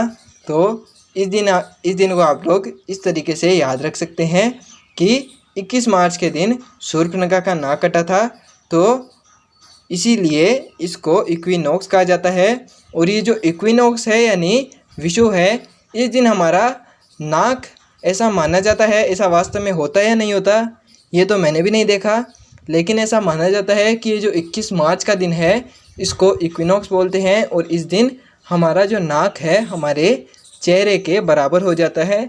वो पूरे दिन के लिए नहीं होता, वो होता है कुछ से एक सेकंड के लिए होता है, जो हमें दिखाई भी नहीं देता, लेकिन ऐसा माना जाता है कि हमारा नाक इस दिन हमारे चेहरे के बराबर हो जाता है। यानी हमारा नाक हमारे चेहरे से गायब हो जाता है। क्यों, क्योंकि इस दिन वो जो रावण की बहन थी शूर्पणखा, उसका नाक कटा था, इसलिए ही इस दिन को इक्विनॉक्स कहा जाता है। यानी इस दिन हमारा नाक हमारे चेहरे के बराबर हो जाता है, यानी नाक हमारे चेहरे से गायब हो जाता है।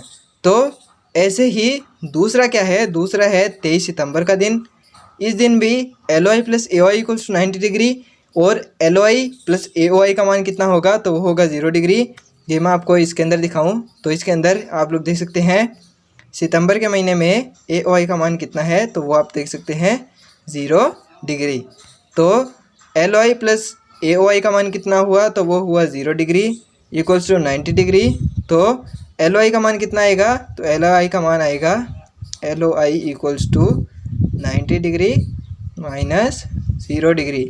तो वो कितना हुआ, तो वो हुआ 90 डिग्री नॉर्थ या साउथ। और 90 डिग्री नॉर्थ या साउथ कौन सी रेखा को कहते हैं, तो वो कहते हैं पृथ्वी की अक्ष को, यानी वह रेखा जो 90 डिग्री नॉर्थ को 90 डिग्री साउथ से मिलाती है उसको अक्ष कहते हैं। तो L O I equals to 90 degree हो गया, यानी 90 डिग्री नॉर्थ या साउथ कहते हैं पृथ्वी की अक्ष को। और ये जो एल ओ आई का मान है ये भी 90 डिग्री नॉर्थ या साउथ आया है, तो L O I equals to हो गया पृथ्वी की एक्सिस यानी पृथ्वी की अक्ष, यानी प्रदीप्ति रेखा बराबर हो गई किसके, तो वो हुई पृथ्वी की अक्ष के। और इससे क्या होगा, तो इससे होगा डे इक्वल्स टू नाइट, यानी जो मैंने आपको पहले समझाया था अगर L Y equals to axis हो जाए तो पृथ्वी के हर हिस्से पर दिन और रात बराबर हो जाते हैं। और इस दिन को भी क्या बोलेंगे हम लोग, इसको भी बोलेंगे विषुव यानी इक्विनॉक्स। इस दिन भी हमारा जो नाक है वो हमारे चेहरे के बराबर हो जाता है। इसको कैसे याद रखेंगे, ये जो शूर्पणखा थी जब इसका नाक कटा तो इसकी बेइज्जती हुई, यानी जब इसका नाक कटा तो उसके बाद में ये 6 महीने तक समुद्री रास्ते से जाती हुई अपने भाई के पास पहुंची। तो उसको जाने में कितना समय लग गया, उसको जाने में लग गया 6 महीने। 6 महीने लगे। तो जब रावण को पता चला तो रावण आया सीता जी को हरने।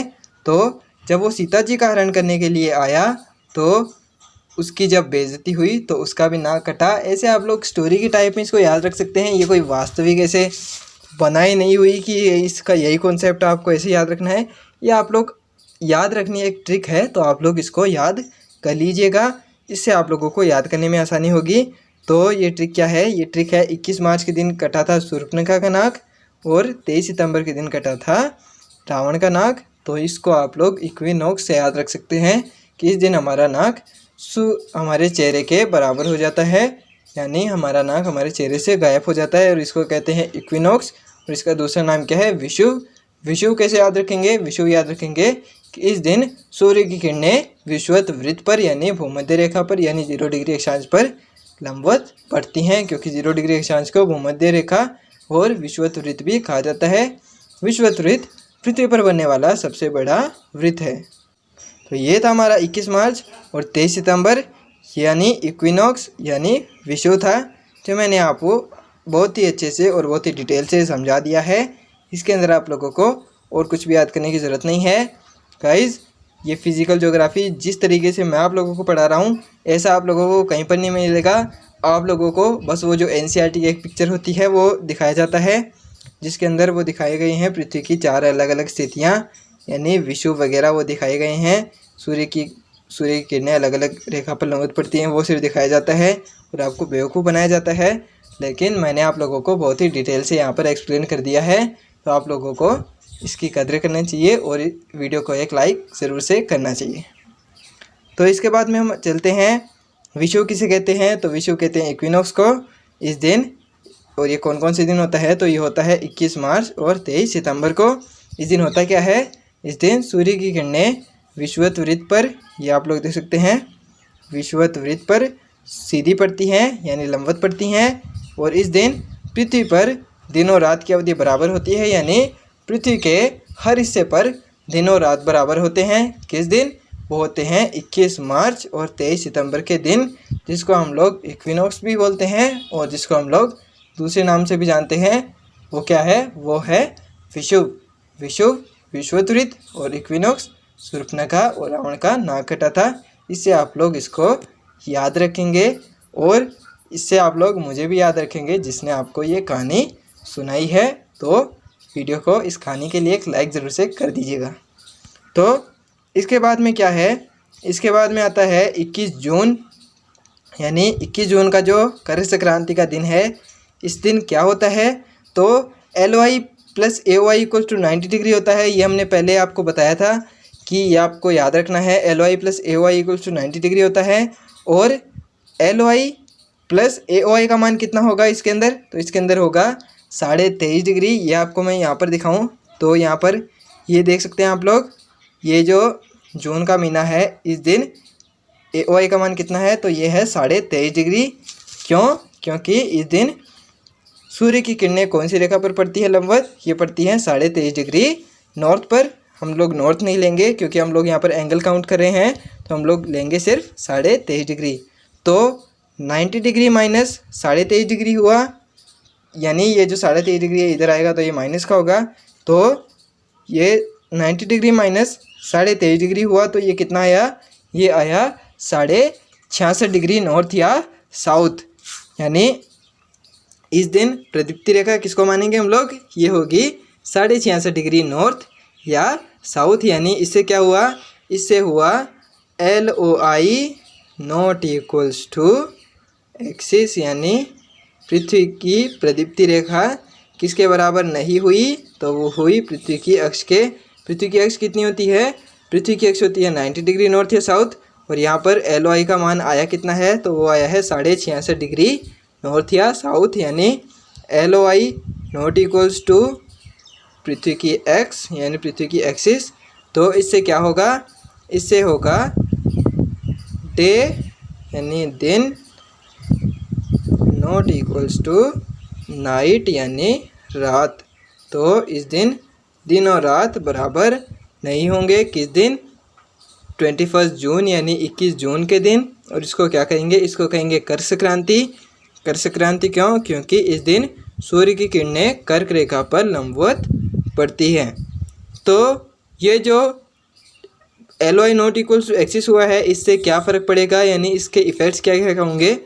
तो इसके इफ़ेक्ट्स होंगे, ये आप लोग देख सकते हैं, नॉर्थ हेमिस्फीयर में समर सोलेस्टाइस हो जाएगा। यानी इस दिन ये जो उत्तरी गोलार्ध है यानी नॉर्थ हेमिस्फीयर है, इसके अंदर लॉन्गेस्ट डे होगा और शॉर्टेस्ट नाइट होगी, यानी सबसे बड़ा दिन होगा और सबसे छोटी रात होगी।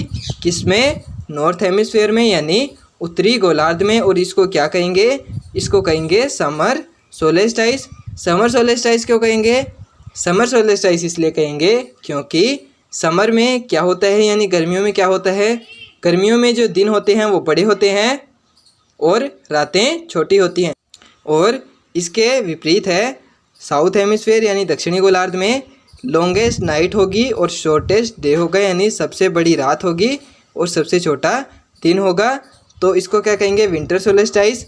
विंटर क्यों, क्योंकि सबसे लंबी रातें किस महीने कब होती हैं, तो वो होती हैं शीत ऋतु यानी विंटर्स के अंदर होती हैं। तो इसको लॉन्गेस्ट नाइट होगी इसके अंदर, तो इसको विंटर सोलेस्टाइस कहेंगे। और शॉर्टेस्ट डे होगा यानी छोटे दिन होंगे, तो इसको विंटर सोलेस्टाइस कहेंगे। और इसको समर सोलेस्टाइस कहेंगे क्योंकि इसके अंदर लॉन्गेस्ट डे होते हैं यानी सबसे बड़ा दिन होता है और सबसे छोटी रात होती है। किस दिन, 21 जून के दिन। और इस दिन सूर्य का प्रकाश लंबवत होता है 23.5 डिग्री नॉर्थ यानी कर्क रेखा पर। और इससे क्या प्रभाव पड़ता है, तो इससे होता है 24 घंटे का दिन कहाँ पर होता है, वो होता है 66.5 डिग्री नॉर्थ पर। यानी ये 23.5 डिग्री, ये 66.5 डिग्री नॉर्थ, इसको क्या कहते हैं, इसको कहते हैं आर्कटिक वृत्त। तो आर्कटिक वृत्त पर 24 घंटे का दिन होगा। और 66.5 डिग्री साउथ यानी एंटार्क्टिक वृत्त, ये आप लोग देख सकते हैं, इसको मैं थोड़ा इधर कर देता हूँ। तो ये होगा 66.5 डिग्री साउथ यानी एंटार्क्टिक वृत्त पर 24 घंटे की रात होगी। किस दिन, 21 जून को यानी 21 जून को। तो इसको ही कहते हैं कर संक्रांति। इस दिन सूर्य का प्रकाश कर्क रेखा पर लंबवत 66.5 डिग्री नॉर्थ पर यानी आर्कटिक वृत्त पर 24 घंटे का दिन और एंटार्क्टिक वृत्त पर यानी 66.5 डिग्री साउथ पर 24 घंटे की रात होगी। तो ये हमारी कर संक्रांति थी, ये यहाँ पर हमने अच्छे से समझ ली है, बहुत ही डिटेल से।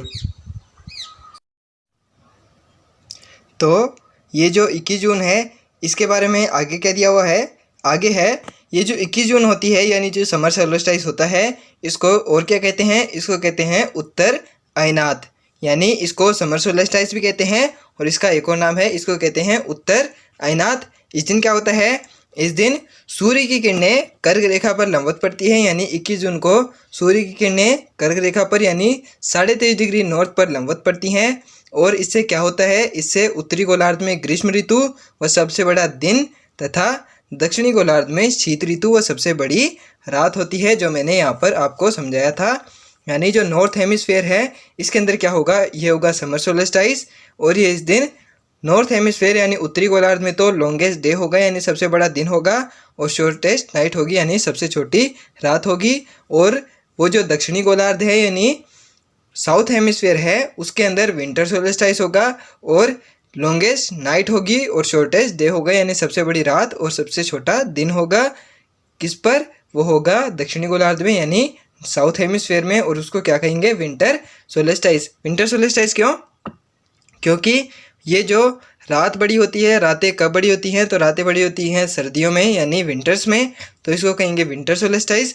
और ये जो ऊपर है, इसमें लॉन्गेस्ट डे होंगे, कौन से में, उत्तरी गोलार्ध में यानी नॉर्थ हेमिस्फीयर में, तो इसको क्या कहेंगे, समर सोलेस्टाइस। समर सोलेस्टाइस क्यों, क्योंकि दिन कब बड़े होते हैं, दिन बड़े होते हैं ग्रीष्म ऋतु में यानी गर्मियों में, तो इसको हम लोग कहेंगे समर सोलेस्टाइस। वही यहाँ पर दिया हुआ है, ये थोड़ा सा थ्योरी फॉर्म में है और इसको हिंदी नाम भी समझ लीजिए, इसको हिंदी में क्या कहते हैं, इसको कहते हैं उत्तर अयनांत। और ये कब होता है, ये होता है 21 जून को। और इसको क्या कहेंगे, इसको कहेंगे समर सोलेस्टाइस। इस दिन सूर्य की किरणें कर्क रेखा पर लंबवत पड़ती हैं और उत्तरी गोलार्ध में ग्रीष्म ऋतु व सबसे बड़ा दिन तथा दक्षिणी गोलार्ध में शीत ऋतु व सबसे बड़ी रात होती है, जिसको कहते हैं उत्तर अयनात। उत्तर अयनात के बाद आता है, यानी 21 जून के बाद आता है 22 दिसंबर, जो मैंने आप लोगों को दिखाया था। इसकी स्थिति क्या होती है, ये जो पृथ्वी का परिक्रमण है, ये मार्च, ये जून, ये सितंबर, और अब हम लास्ट आ गए हैं किसमें, दिसंबर के महीने में। यानी दिसंबर के महीने में कौन सी रेखा पर सूर्य की किरणें लंबवत पड़ती हैं, तो वो किस पर पड़ती हैं, तो LOI plus AOI equals to 90 degree होता है। ये हमने पहले समझ लिया था, ये आपको याद रखना है। LOI plus AOI equals to 90 degree होता है।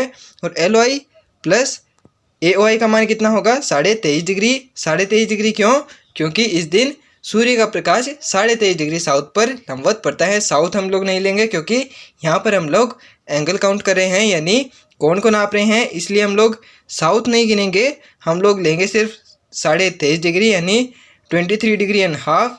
तो LOI प्लस 23 डिग्री एंड हाफ, यानी LOI plus 23.5 degree equals to 90 degree, यानी 90 डिग्री। तो LOI इक्वल टू कितना हुआ, तो ये वही 21 जून की तरह, यानी LOI equals to 66.5 degree north या साउथ, यानी 66.5 नॉर्थ या साउथ। तो पृथ्वी की अक्ष जो होती है वो कितने डिग्री पर होती है, तो वो होती है 90 डिग्री नॉर्थ या साउथ। यानी ये जो LOI है, ये जो हमारा LOI है, प्रदीप्ति रेखा है, ये यहाँ पर किसके बराबर नहीं हुई है, तो ये हुई है पृथ्वी की अक्ष के बराबर। यानी यहाँ पर LOI जो है हमारी, वो पृथ्वी की अक्ष के बराबर नहीं है। तो इससे क्या होगा, इससे होगा day not equals to night, यानी दिन बराबर नहीं होगा किसके, ये होगा रात के। यानी इस दिन बराबर नहीं होगा किसके, रात के। किस दिन, ये होगा 22 दिसंबर के दिन। और इसको क्या कहते हैं, इसको कहते हैं मकर संक्रांति। मकर संक्रांति क्यों, क्योंकि इस दिन सूर्य का प्रकाश लंबवत पड़ता है किस रेखा पर, यानी किस अक्षांश पर, तो वो पड़ता है मकर रेखा पर। और वो कितना होती है, 23.5 डिग्री साउथ, यानी 23 डिग्री एंड हाफ साउथ। उसको क्या कहेंगे, उसको कहेंगे मकर रेखा या ट्रॉपिक ऑफ कैप्रिकॉर्न। तो इस दिन day not equals to night होगा। और इसके अंदर यानी इसके इफेक्ट्स क्या होंगे, यानी इसका प्रभाव क्या पड़ेगा, तो इसका प्रभाव होगा उसके यानी 21 जून के बिल्कुल उल्टा होगा, क्योंकि इस दिन सूर्य की किरणें वहाँ उस दिन थी 23 डिग्री एंड हाफ नॉर्थ, यानी 23.5 डिग्री नॉर्थ पर थी। और आज कहाँ पर है, आज है सूर्य की किरणें 23.5 डिग्री साउथ पर। तो इससे क्या इम्पैक्ट पड़ेगा, इससे फ़र्क ये पड़ेगा कि वो जो उत्तरी गोलार्ध है उसमें क्या होगा, विंटर सोलेस्टाइस। यानी वो जो 21 जून था उसमें नॉर्थ हेमिस्फीयर यानी उत्तरी गोलार्ध में क्या था, उसमें था समर सोलेस्टाइस, इसमें होगा विंटर सोलेस्टाइस। और विंटर सोलेस्टाइस का मतलब क्या होता है, विंटर सोलेस्टाइस का मतलब है longest night and shortest day, यानी सबसे बड़ा दिन होगा किस पर, वो होगा उत्तरी गोलार्ध पर, यानी नॉर्थ हेमिस्फीयर में। और ये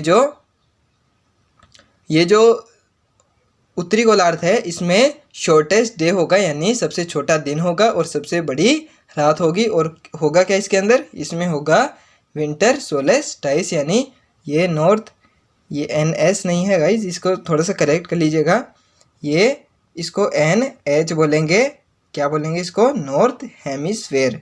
तो ये नॉर्थ हेमिस्फीयर है, यहाँ पर नॉर्थ हेमिस्फीयर में विंटर सोलेस्टाइस होगा और इसके विपरीत साउथ हेमिस्फीयर में समर सोलेस्टाइस होगा। और समर सोलेस्टाइस का मतलब क्या होता है, समर सोलेस्टाइस का मतलब होता है लॉन्गेस्ट डे और शॉर्टेस्ट नाइट, यानी सबसे बड़ा दिन होगा और सबसे छोटी रात होगी। कहाँ पर, तो वो होगा साउथ हेमिस्फीयर में, यानी दक्षिणी गोलार्ध में। और इसको क्या कहेंगे, इसको कहेंगे समर सोलेस्टाइस। समर सोलेस्टाइस क्यों, क्योंकि दिन बड़े कब होते हैं, तो दिन बड़े होते हैं ग्रीष्म ऋतु में, यानी गर्मियों में दिन बड़े होते हैं, इसलिए इसको कहेंगे समर सोलेस्टाइस। और उसको कहेंगे विंटर, इसको कहेंगे समर और इसको कहेंगे विंटर सोलेस्टाइस। तो आपके समझ में आया विंटर और समर सोलेस्टाइस किसे कहते हैं। तो चलिए नेक्स्ट चलते हैं। ये यहाँ पर हमारा हमने पूरा ये समझ लिया है 22 दिसंबर किसको, मकर संक्रांति किसको कहते हैं। ये जो मकर संक्रांति है ये वो मकर संक्रांति नहीं है जिसके अंदर हम लोग पतंगे उड़ाते हैं, यानी जिस दिन हम लोग पतंग वगैरह उड़ाते हैं, ये वो मकर संक्रांति नहीं है, ये दूसरी है। ये क्यों है? क्योंकि इस दिन सूर्य का प्रकाश मकर रेखा पर लंबवत पड़ता है, इसलिए उसके बेस पर इसका नाम रखा गया है। ये पतंगे उड़ाने वाले मकर संक्रांति नहीं है। तो इस दिन होता क्या है? इस दिन सूर्य का प्रकाश 23.5 डिग्री साउथ पर लंबवत पड़ता है, यानी कर्क रेखा पर लंबवत पड़ता है। और इससे फ़र्क क्या पड़ता है? तो इससे फ़र्क ये पड़ता है कि 24 घंटे का दिन कहाँ पर होगा इस दिन होगा 24 घंटे का दिन 66.5 डिग्री साउथ पर। 21 जून को क्या हो रहा था? इस 21 जून को 24 घंटे का दिन कौन सी रेखा पर था? तो ये था 66.5 डिग्री नॉर्थ पर, यानी आर्कटिक वृत्त पर, यानी आर्कटिक सर्कल पर। और इस दिन यानी मकर संक्रांति वाले दिन 24 घंटे का दिन कौन सी रेखा पर होगा? तो वो होगा 66.5 डिग्री साउथ पर, यानी कौन सी रेखा पर? ये होगा एंटार्क्टिक सर्कल यानी एंटार्क्टिक वृत्त पर। और 24 घंटे की रात कहाँ पर होगी? तो 24 घंटे की रात होगी 66.5 डिग्री नॉर्थ पर, यानी उत्तरी वो जो आर्कटिक वृत्त है यानी आर्कटिक सर्कल है उस पर क्या होगा? 24 घंटे की रात होगी। ये रेखाएं मैं आपको दोबारा बता देता हूँ, यानी ये जो अक्षांश रेखाएं हैं 66.5 डिग्री नॉर्थ साउथ, ये सब दोबारा से देख लीजिएगा क्योंकि ये बहुत ज़्यादा इंपॉर्टेंट है। ये मैंने आपको पहले ही बोल दिया था, क्योंकि इन्हीं से ही हम लोग पूरी ज्योग्राफी को समझने वाले हैं। यानी ये जो पृथ्वी की जो ज्योग्राफी है इसको हम लोग समझेंगे किसके बेस पर? अक्षांश और देशांतर रेखाओं के बेस पर। तो ये जो मुख्य अक्षांश रेखाएं हैं इनको आपको याद रखना है ज़रूर से। तो अक्षांश रेखाएं मैं दोबारा से रिपीट कर देता हूँ जो आपको याद रखनी है। तो ये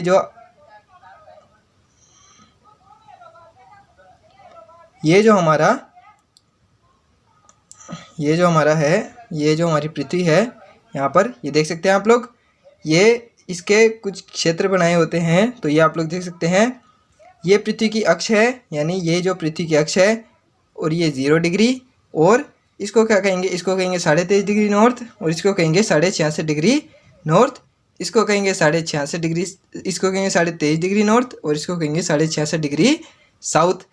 ये है 66.5 डिग्री नॉर्थ, ये है 23.5 डिग्री नॉर्थ, ये 0 डिग्री, ये 23.5 डिग्री साउथ, और ये 66.5 डिग्री साउथ। इसको कहेंगे आर्कटिक वृत्त यानी आर्कटिक सर्कल, इसको कहेंगे ट्रॉपिक ऑफ कैंसर यानी मकर रेखा, इसको कहेंगे 0 डिग्री यानी भूमध्य रेखा या विषुवत वृत्त, ये सबसे बड़ा वृत्त है पृथ्वी पर बनने वाला। और इसके नीचे आता है 23.5 डिग्री साउथ यानी मकर रेखा यानी ट्रॉपिक ऑफ कैप्रिकॉर्न, और ये इसके नीचे क्या है? ये है 66.5 डिग्री साउथ, यानी इसको क्या कहेंगे? इसको कहेंगे एंटार्क्टिक सर्कल यानी एंटार्क्टिक वृत्त। और ये यहाँ पर 90 डिग्री नॉर्थ, और ऐसे ही नीचे आएगा 90 डिग्री साउथ यानी उत्तरी ध्रुव नॉर्थ पोल, और 90 डिग्री साउथ यानी दक्षिणी ध्रुव यानी साउथ पोल। तो ये कुछ मेन अक्षांश रेखाएं हैं जो मैंने आपको बता दी हैं, और यही आपको याद रखनी है सभी अक्षांश रेखाओं में। वैसे तो अक्षांश रेखाओं की संख्या कितनी है?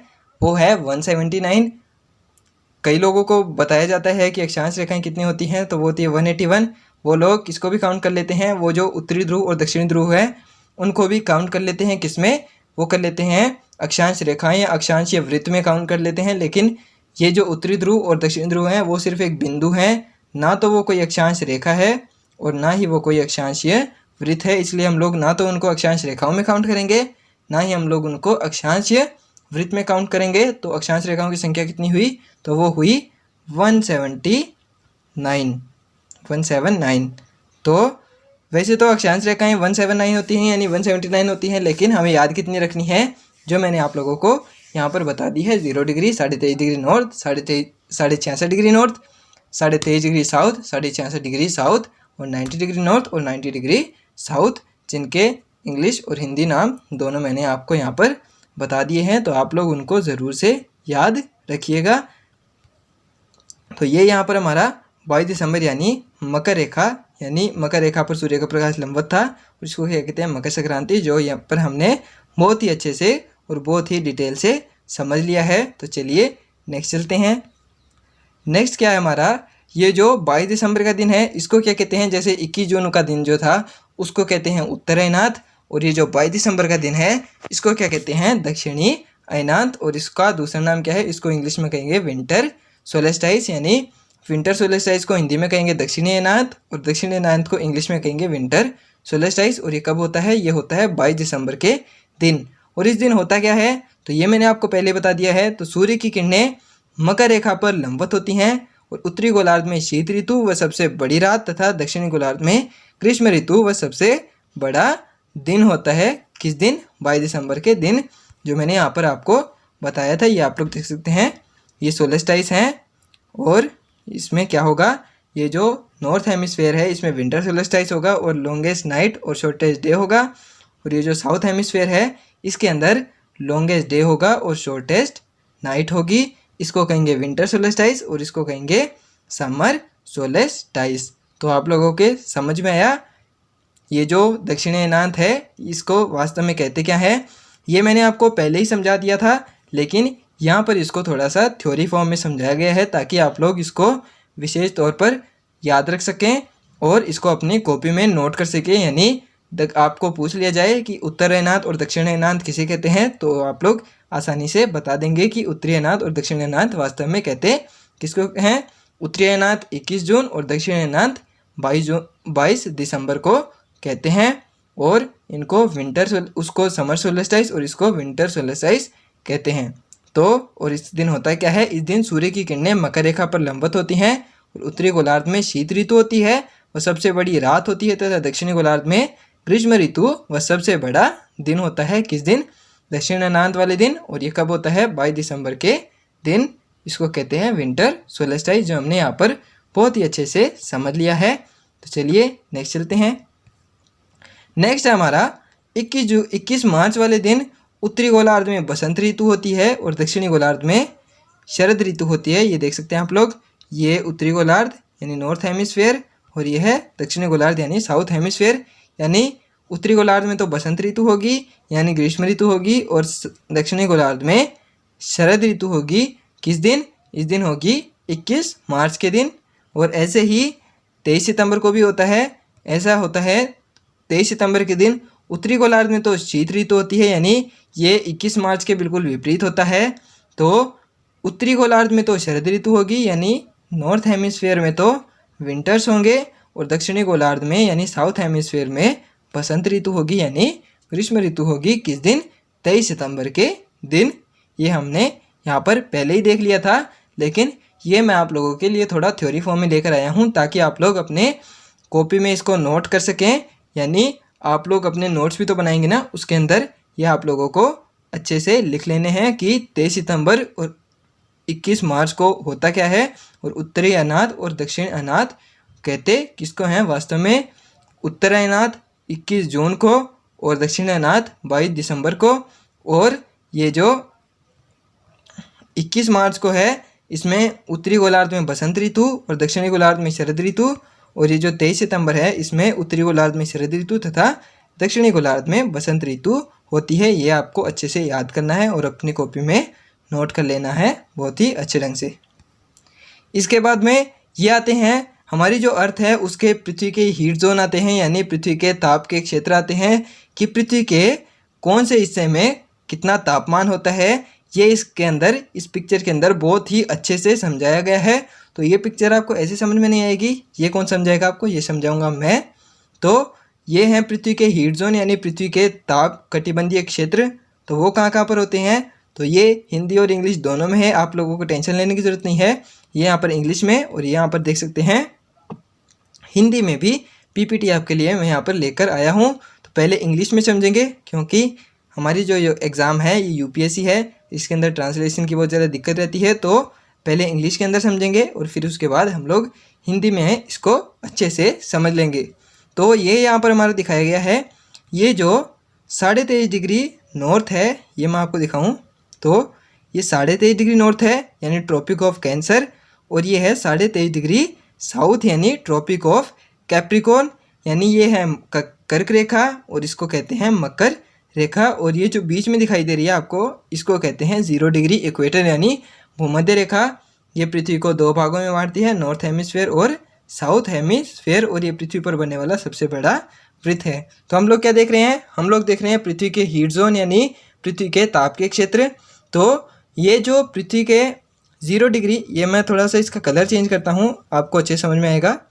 ये जो पृथ्वी के क्षेत्र होते हैं, ये देख सकते हैं आप लोग, ये 0 डिग्री है और 0 डिग्री से 23.5 डिग्री नॉर्थ तक और 23.5 डिग्री साउथ तक आप लोग देख सकते हैं।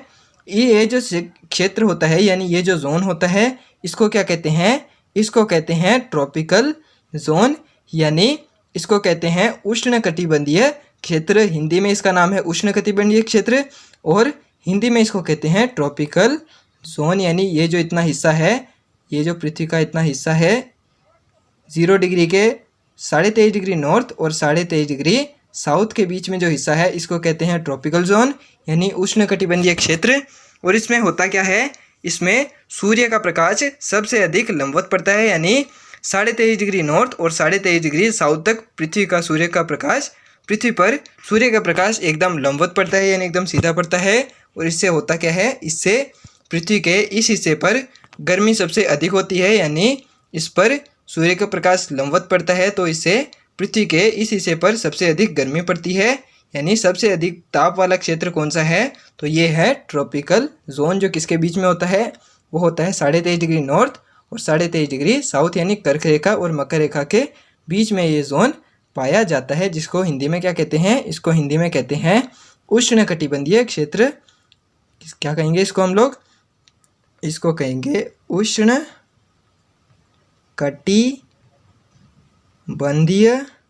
क्षेत्र। यह आप लोगों के लिए आगे हिंदी में भी है, तो आप लोगों को टेंशन लेने की ज़रूरत नहीं है। पहले आप लोग इंग्लिश में समझ लीजिए कि इनको इंग्लिश में कहते क्या है। और इसके बाद में ये जो 23.5 डिग्री नॉर्थ है यानी ट्रॉपिक ऑफ कैंसर है यानी कर्क रेखा है, और ये 66.5 डिग्री नॉर्थ है यानी आर्कटिक सर्कल है यानी आर्कटिक वृत्त है। इसके बीच में जो क्षेत्र होता है यानी ये जो रीजन है यानी ये जो जोन है, इसको क्या कहेंगे? इसको कहेंगे टेम्परेट जोन। हिंदी में इसका नाम क्या है? तो हिंदी में इसको कहेंगे हम लोग, इसको कहेंगे शीतोष्ण कटिबंधीय क्षेत्र। शीतोष्ण क्यों? क्योंकि ये शीत कटिबंधीय क्षेत्र यानी ये जो पोलर जोन है, और उष्ण कटिबंधीय क्षेत्र यानी ये जो ट्रॉपिकल जोन है, इसके बीच की स्टेट है यानी इसके बीच की स्थिति है, तो इसको हम लोग इसका मिक्सचर कहेंगे शीतोष्ण कटिबंधीय क्षेत्र। शीत किसका? शीत कटिबंधीय क्षेत्र का, और उष्ण किसका? उष्ण कटिबंधीय क्षेत्र का। तो यानी ये जो बीच का रीजन है, इसको क्या कहेंगे? इसको कहेंगे शीतोष्ण कटिबंधीय क्षेत्र यानी टेम्परेट जोन। ये पृथ्वी के दोनों तरफ पाए जाते हैं, और ये जो ट्रॉपिकल जोन है ये भी दोनों तरफ होता है, लेकिन ये 0 डिग्री के पास है दोनों, तो ये आपको एक ही दिखाई दे रहा है, लेकिन ये दो होते हैं वास्तव में। ये 0 डिग्री के 23.5 डिग्री नॉर्थ ऊपर और 23.5 डिग्री साउथ नीचे की ओर होता है, ये दो होते हैं, और इनको क्या कहते हैं? Tropical zone. और ऐसे ही ये शीतोष्ण कटिबंधीय क्षेत्र हैं, ये भी पृथ्वी के दोनों तरफ पाए जाते हैं, यानी ये जो दो हिस्से हैं पृथ्वी के, नॉर्थ हेमिस्फेयर और साउथ हेमिस्फेयर, इसके दोनों हिस्सों में ये टेम्परेट जोन पाए जाते हैं, यानी ये शीतोष्ण कटिबंधीय क्षेत्र पाए जाते हैं पृथ्वी पर। यानी यहाँ पर तापमान कैसा होता है? यहाँ पर तापमान होता है मध्यम, यानी यहाँ पर ना तो तापमान बहुत ज़्यादा अधिक होता है और यहाँ पर ना ही बहुत ज़्यादा कम होता है। कहाँ पर? टेम्परेट जोन में, यानी शीतोष्ण कटिबंधीय क्षेत्र में ना तो तापमान बहुत ज़्यादा अधिक होगा और ना ही बहुत ज़्यादा कम होगा। कहाँ पर? टेम्परेट जोन में। तो ये आप लोग देख सकते हैं। और इसके बाद में लास्ट आता है पोलर जोन। ये पोलर जोन किसके बीच में होता है? तो ये आप लोग देख सकते हैं, थोड़ा सा और जूम करके दिखाऊं तो ये जो हमारी 66.5 डिग्री नॉर्थ यानी आर्कटिक सर्कल यानी आर्कटिक वृत्त है, और ये 90 डिग्री नॉर्थ यानी नॉर्थ पोल है।